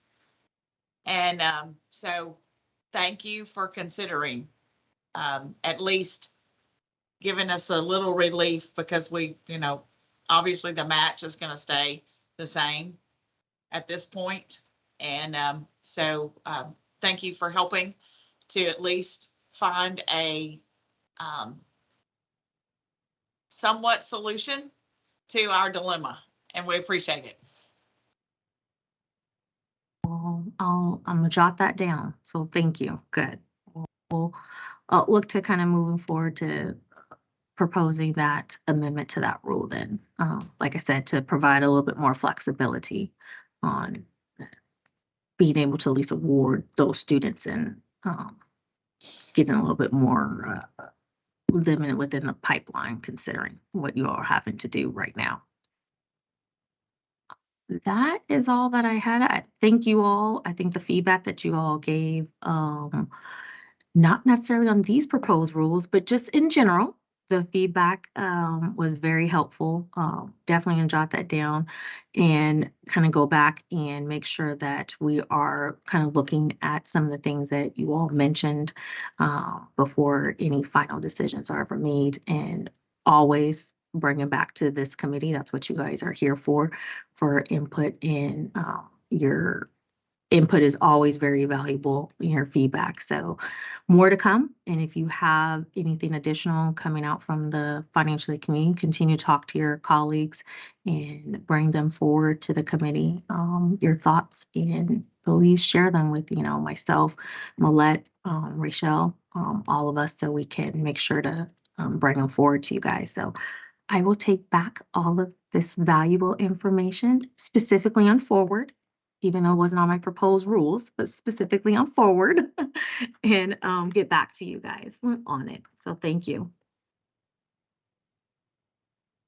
I think the next discussion topic was something that we had talked about. I've talked about it in several different groups. Sorry, my lights just randomly shut off. It is really related to the delay of the 24-25 FAFSA. I really wanted to get some input, some guidance, really find out what other institutions are doing, specifically related to marketing. What types of information are you sharing with your vice presidents, your presidents? How are you getting the word out to your high school counselors where we do our FAFSA nights? What are your ideas, thoughts? I really just wanted to get some feedback on this topic. So anyone? Or are we all just, who knows? Denise? Well, I always have an opinion. What can I say? I'll be like, okay, Millette, y'all gonna want to mute me. So I did go ahead and reach out to my service area counselors. I have alerted my administration as soon as I got back from the NASPA Leadership Conference. I had a conversation with my boss. I had a conversation with my staff, just so that they would kind of be prepared.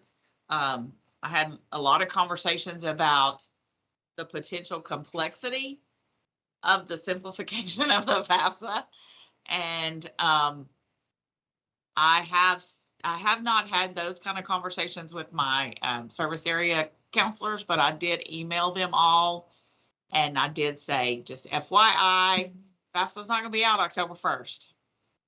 Don't know when it's going to be out, but I will pass along any information to you. So that's I'm just kind of doing it informally. I'm not doing it formally. I have not gotten with our marketing people and thought about a campaign for our current students yet.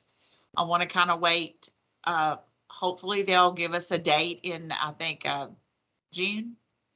Is that sometime this summer? I think they said they would give us a date. So I'm kind of waiting until that conversation's had, and then I will get with my marketing office and figure out how we can blast that. So that's that's all I know to do at this point. Yeah, thank you. Bridget also had her hand up. If there's a silver lining to be had, maybe the delay will bring about awareness of all the changes that are coming as well, because we were really focused on telling folks, everyone that's known expected family contribution, it's not that anymore. It's going to be student aid index and this and this and this. So we've alerted our prospective student centers across the state to kind of let them know that I think some of the complications are that we're all heavily into 23-24 recruiting and awarding and processing. And so it's hard to think about October coming up pretty quick, but it's coming. So we've been alerting administration as well, kind of like Denise said, and then even looking at what SAI is going to do to with our population of students and what dollar amounts are going to change and things like that for our continuing students.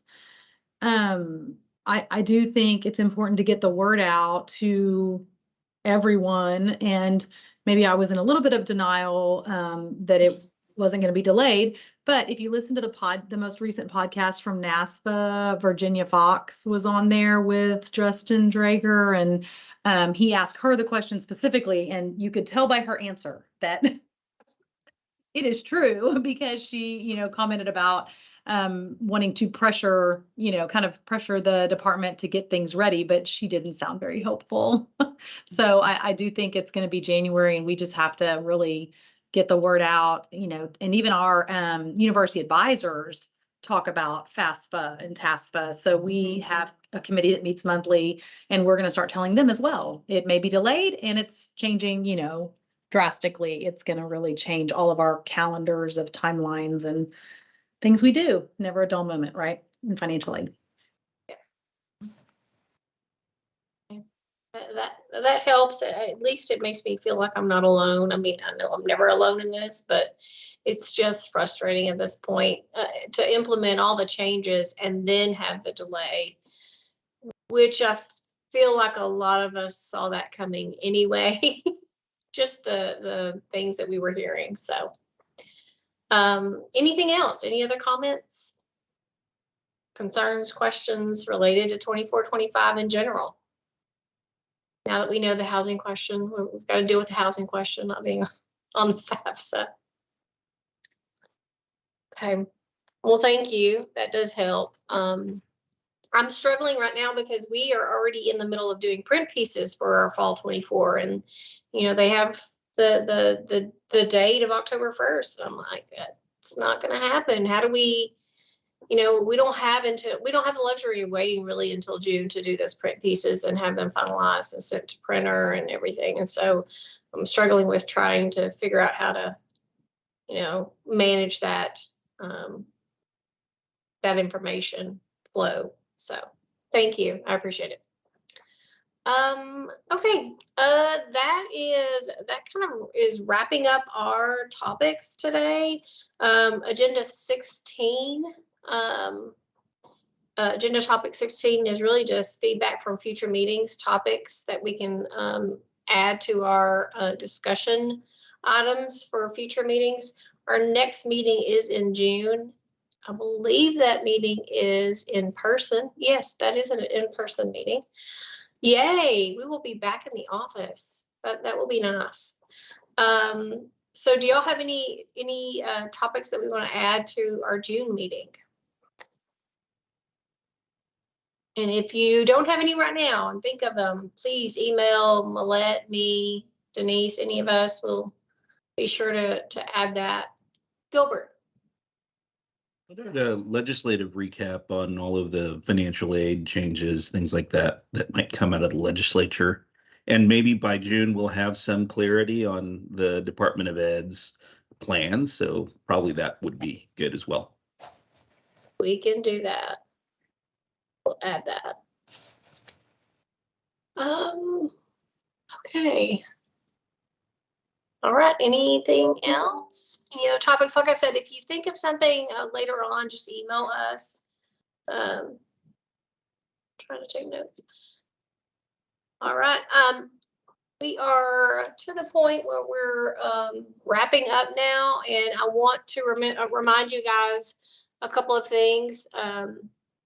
That we have an expense report that has to be submitted. That should come to our email box. We need to submit that so that the coordinating board can have that from us. And then that really is wrapping up our meeting, unless we have any last minute conversations, topics, questions.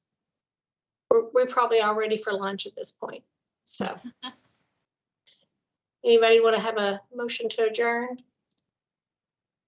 So moved.